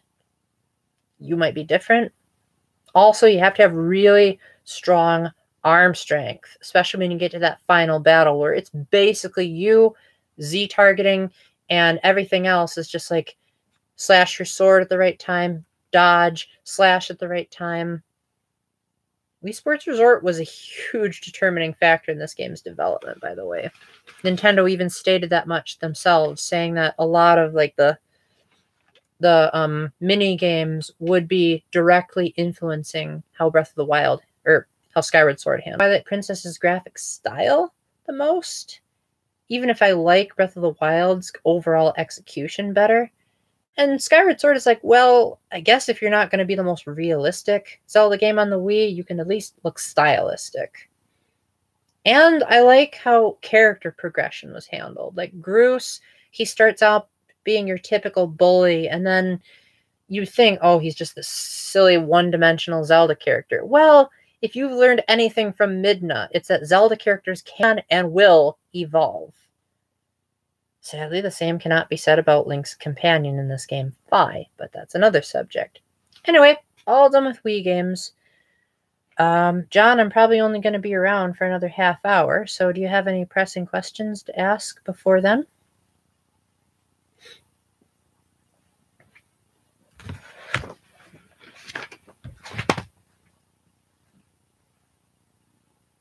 And to anyone else who's still watching this, I'm surprised I have 3 people this late at night.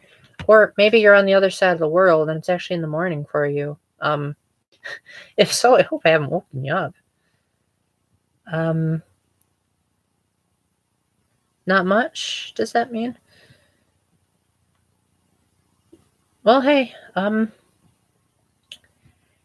you don't have much to say, I would highly recommend, once you're done with this stream, I just uploaded a video of the worst video games I've reviewed.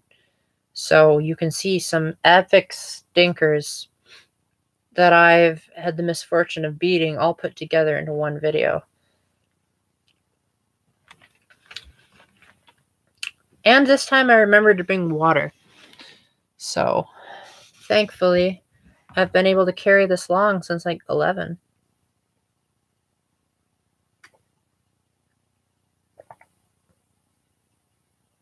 Oh, I see. Yeah. Well, I mean, you could always hear me blab and be inspired by something. Who knows? Starting to wonder if you have to have a certain number of subscribers to... Yeah, thanks. Definitely. I wonder if you have to have a certain number of subscribers to have 4 people watching this. Because it seems like the 4th person can never, ever, ever stick around for this. Heck, as I'm saying that, it just booted down to 3 people only watching this.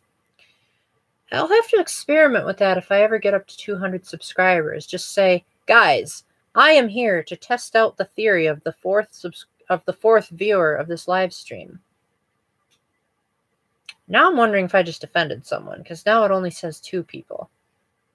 If it goes down to 1 after this, then I'm going to seriously start thinking if there's a conspiracy theory. What do you think, John? Do you think there actually is a conspiracy theory, or do you think it's just all, like, hypothetical?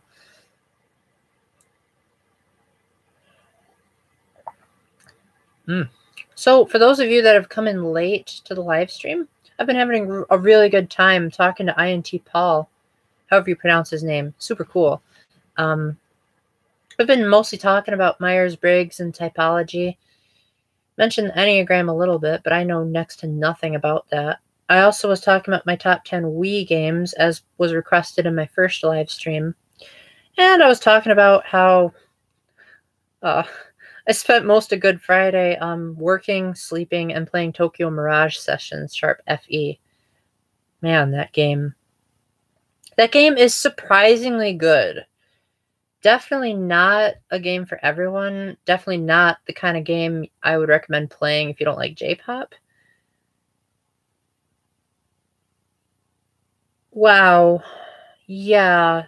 I think I'd be kind of shy if I had that many viewers at a time. Oops, I think I just unplugged my charger. Thank goodness this is a live stream and I don't need to edit this out. I remember some of my old videos. I like kept in all of my mistakes because I didn't know how to edit back then. And boy, am I glad those times are gone. I'm really hoping I'll eventually get to the point where I can like edit really professionally, like have, you know, images and music and special effects and stuff like that. Now I'm finicking with my charger cable. Yeah, so Tokyo Mirage Sessions, it's going to be a while before I beat it because I already have way too many side quests and I think I only just beat the 4th or 5th Idolosphere. But if you can put up with the J-pop, it's a surprisingly addictive battle system that awards you very heavily for taking the time to discover an enemy's weakness. And doing side quests is actually like really, really beneficial to your case. Like you can learn entirely new moves, get new weapons, you get upgrades just for doing the side quests. It really helps this game's character development, which is otherwise actually kind of lacking. And it's... I lost what I was going to say there. Again, thank goodness this is a live stream. Another thing I like about Tokyo Mirage Sessions is that it constantly gives you incentive to keep wanting more. Like, Fire Emblem Echoes is basically the antithesis of this game's idea, and that it pretty much encourages you to stick with one weapon for a long time. Whereas Tokyo Mirage Sessions, once you've fully learned all the skills that you can from the weapon, the game basically says, don't bother holding on to this weapon. Start fusing all the monster parts you've got from the battles and make some new weapons. Get some new skills. And you can upgrade skills that you already have the more you upgrade your weapons. And so, yes, it results in a ton of backtracking, which can get annoying, but thankfully the map navigation is quick and snappy, and Shibuya is far smaller to navigate than it was in The World Ends With You, even if it wasn't as much fun. Now, being a Catholic, of course, I'm going to be a little bit sensitive to some of the suggestive material that actually got past Nintendo, but I have seen far worse, and I have played the Zero Escape series. That may have desensitized me a little bit, but just keep in mind, guys, now that I'm in a chorale, I know that when people sing a lot, they also sweat a lot. And considering that Nintendo and Atlas probably thought sweaty pitted girls are not really that great of a marketing thing, that's why they wear a lot of sleeveless and revealing clothing, because they're trying to stay hydrated. And why don't they just have a cup of water when they sing then? Oh, because that would interrupt the flow of the song. Yeah, well, I guess there's not really much you can do. I really don't like the vocal performances, though. In fact, I just skipped them.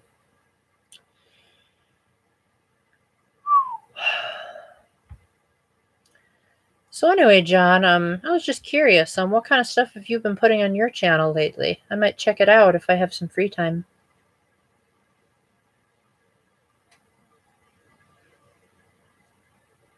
Another game I'd like to talk about that I probably won't get around to reviewing for like eons, if ever, is Star Fox Zero for the Wii U. I think I got to like level 2 of that game before I just didn't have time to play it, but it was really hard. Like, it was the first Star Fox game that I've ever owned, and only the second one I've played. And if you thought the controls were cumbersome from a Star Fox fan's perspective, try coming at it from a total noob's perspective, like I was. I'm not that good at shooters to begin with. And I'm also not that good at Star Fox.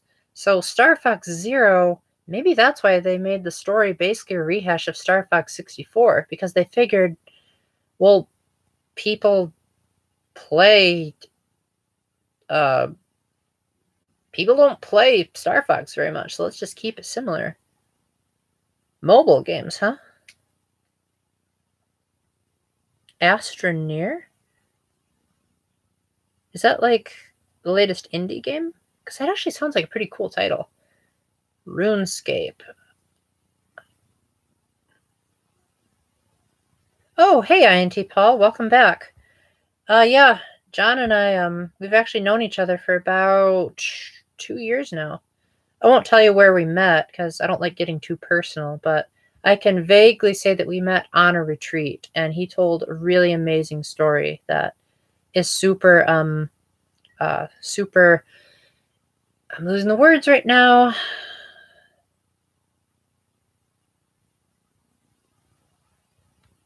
You talking to John or me?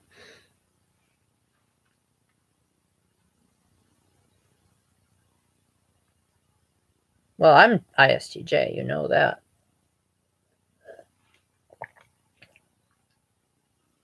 But yeah, John and I met at a retreat. He told a super cool story that really inspired. There's the word, inspirational.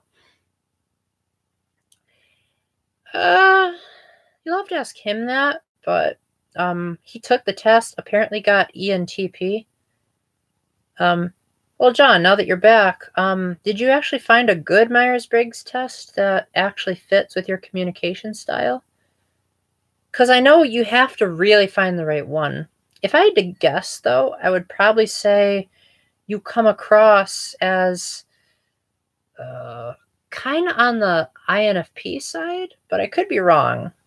I mean, I only met you in person once, and we've only talked in passing on this channel and through live streams.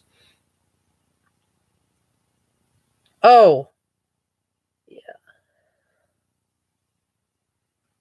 Yeah, both of us do. So if you need your fix of Myers-Briggs, you're in for a treat. There's actually quite a few free tests. They're just really improperly named. Like, you can try 16 personalities. Man, I'm losing it. Why? Personality page. That's another one. There's also Personality Junkie. That has a free personality test. There's also, ironically, John's personality test.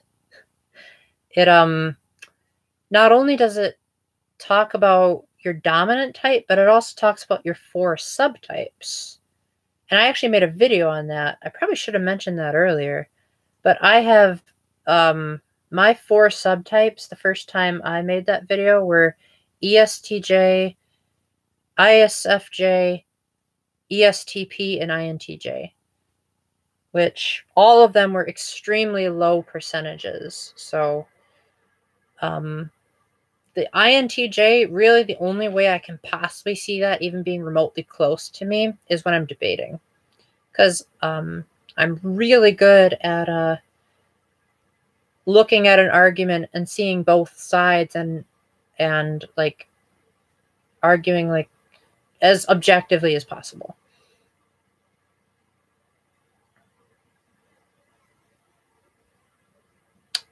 Dang, quite the NT you are. Oh, let's hope you're not ENTJ. Those guys scare me.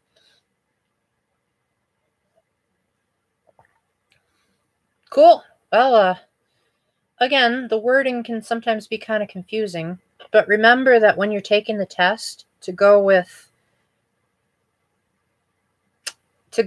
whatever is the first.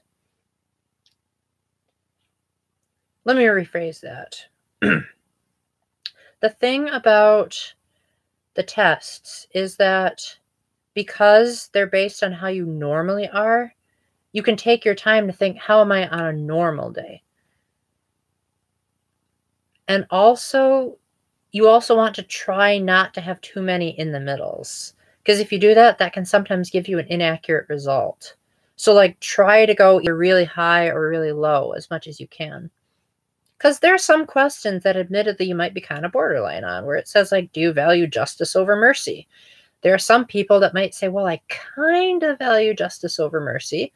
Then there might be some people that say, well, I totally value mercy over justice. And the test allows for those kind of options. You can always ask one of us, because I've taken them too many times.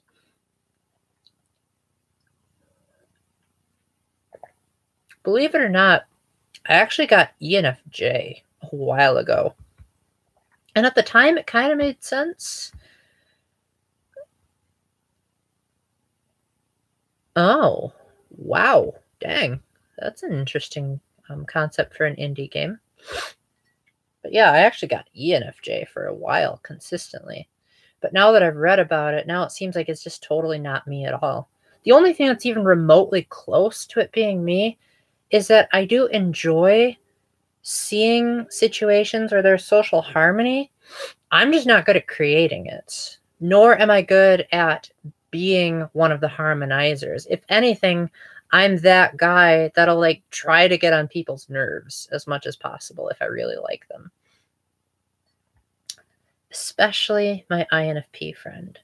If she's listening to this right now, let me just tell you, the past time I saw you was a bad day, but the next time I see you, get ready for plenty of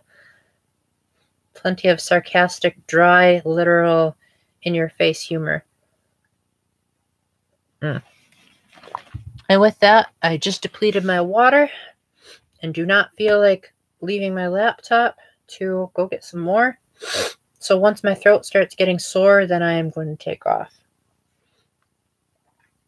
Speaking of which, I probably should take off sooner than that because I need water to take my medication. So, yeah, I guess I'm going to have to end this early. Yes, I said early because I'm a night owl. So, before I leave, do you two have any last thoughts, words, questions, etc.? And then we can end this on a positive note. Or the third person that's watching this. Again, don't feel too shy.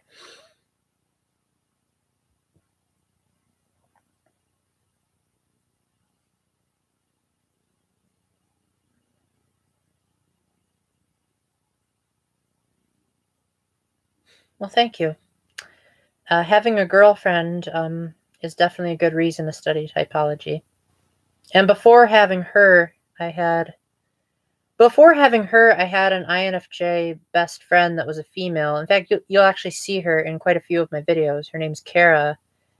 And she, being my Enigma type, is an extremely confusing person. Not a bad person, but confusing. And so learning Myers-Briggs helped me to understand her. And it also helped me to understand me, because I'm, well, kind of an oddball. Really? I always thought the intuitives were the ones that didn't get much credit. There actually was a recruit recently on the typology debates page. And a lot of ISTJs joined that page as a result of that.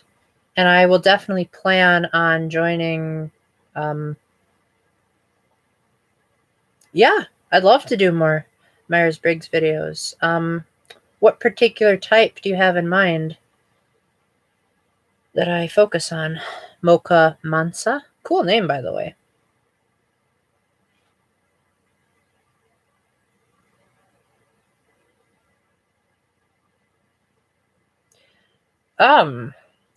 That's a tough question to answer in a limited amount of time. Give me a couple of seconds to think on that, John.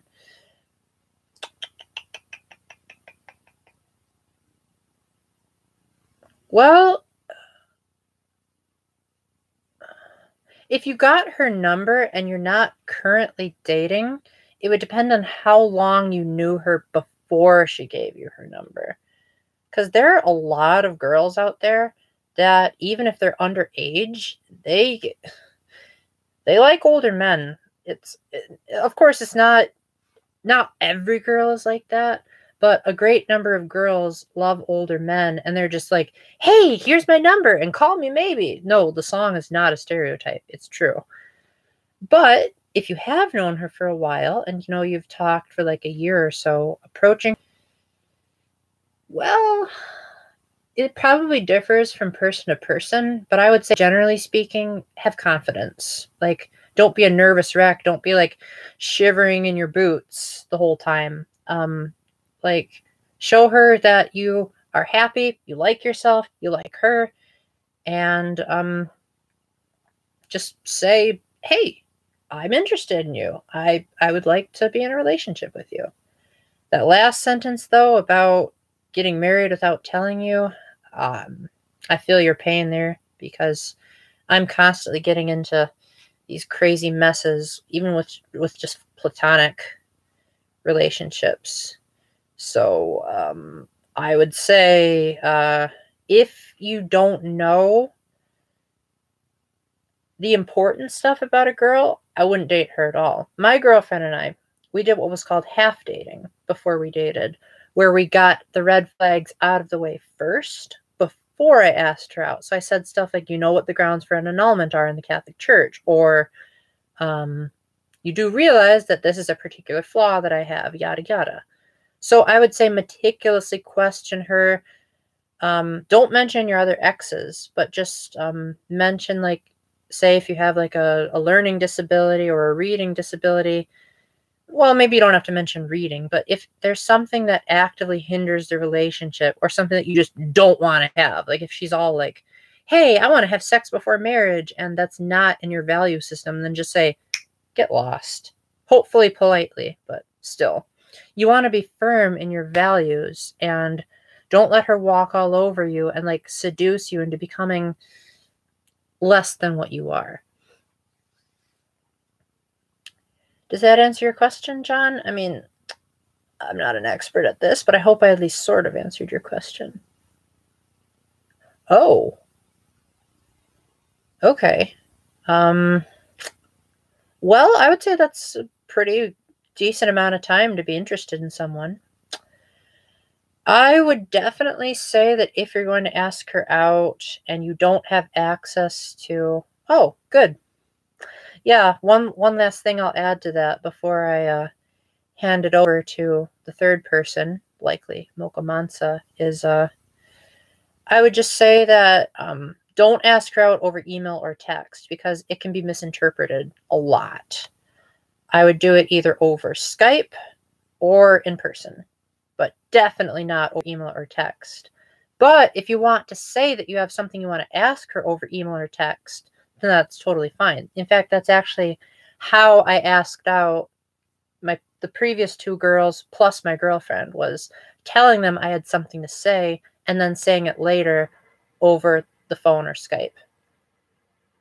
And when I mean over the phone, I didn't mean talking over the phone, because voice inflection can say a lot. I mean, like, don't text or email. Don't like write out what you're going to say. Like, if you're going to say, will you go out with me? Say it with your voice. Say, will you go out with me? Then you can, she can pick up on voice inflection. Okay, so Mocha Mansa, I probably should be going to bed, and my throat's getting sore. So if you could, if you're still here, the view count seems to imply that you are. If you could give some suggestions for more Myers-Briggs videos, I'd love to do it. Just keep in mind that I can't really make a video about something I don't know about. I could do Myers-Briggs for video game characters more. I did that on Facebook a while ago, and I could very well bring it onto here.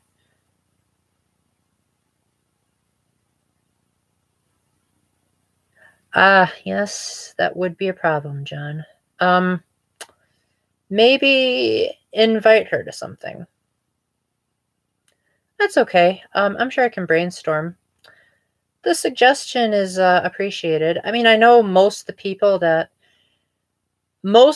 that subscribe to my channel, how do I word this?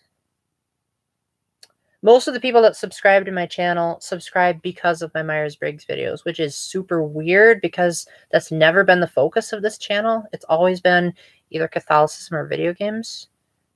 Who are you talking to right now, INT Paul?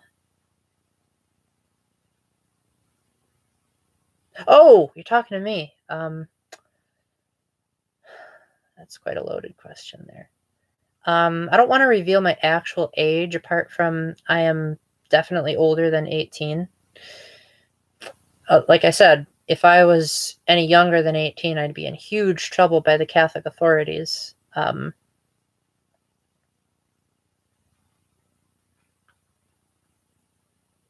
Very nice. Thank you. Yes, I do see myself as an old soul. That actually got me kicked out of public school, was because I was too intelligent for my age. I was 9 years old, and they said I had the mental capacity of a 20-year-old. And so I was homeschooled from then on. Nice age. Just be careful with that, because you know what they say, 25 is when you reach full emotional maturity.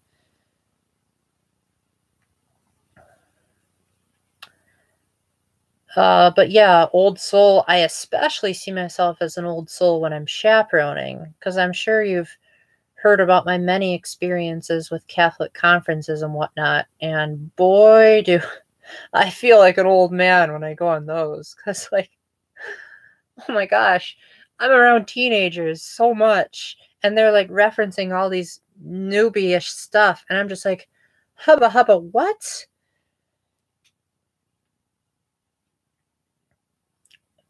Yeah, I have to admit, you kind of... Well, if you've played the Zero Escape series, not going to say any more from there. The phrase old soul will definitely have a new meaning to you, and that's primarily what I'm referencing when I make a lot of old man jokes on this channel.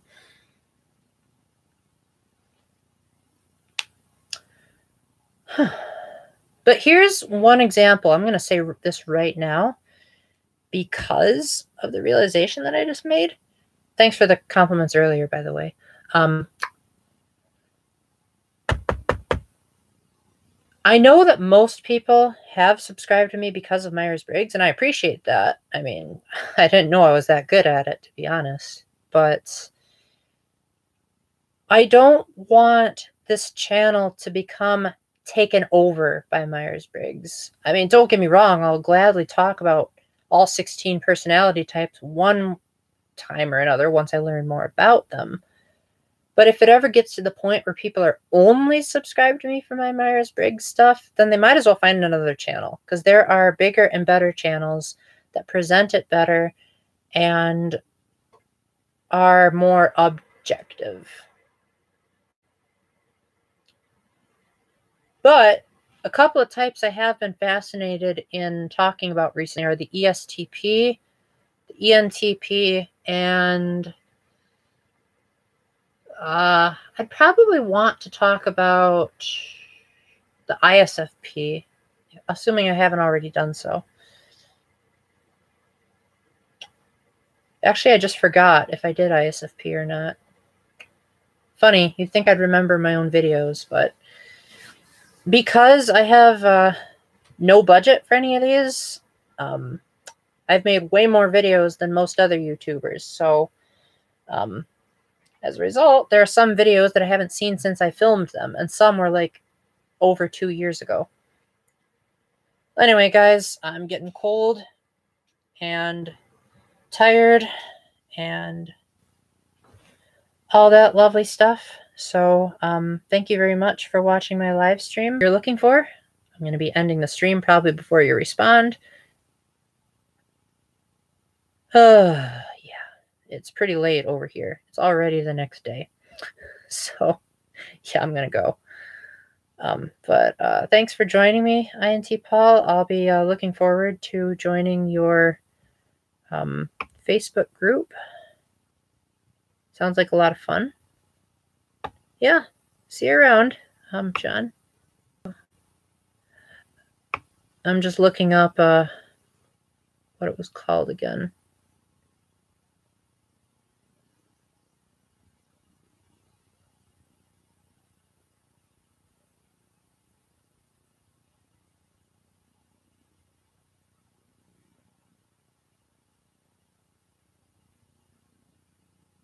Personality enthusiasts. There we go. Yeah, definitely.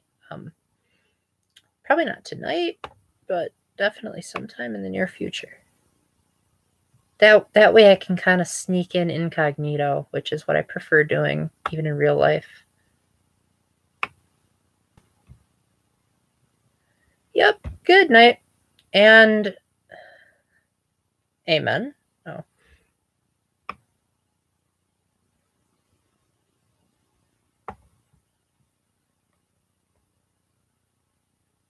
Yeah. I'll probably just sneak in there incognito and make some kind of remark that sounds nothing like how I sound in this channel and just blend in perfectly. So we shall see. Anyway, peace out, guys, and happy Easter.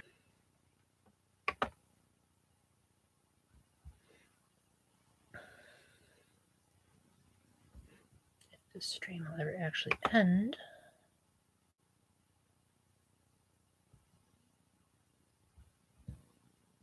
Yes, I want this to end.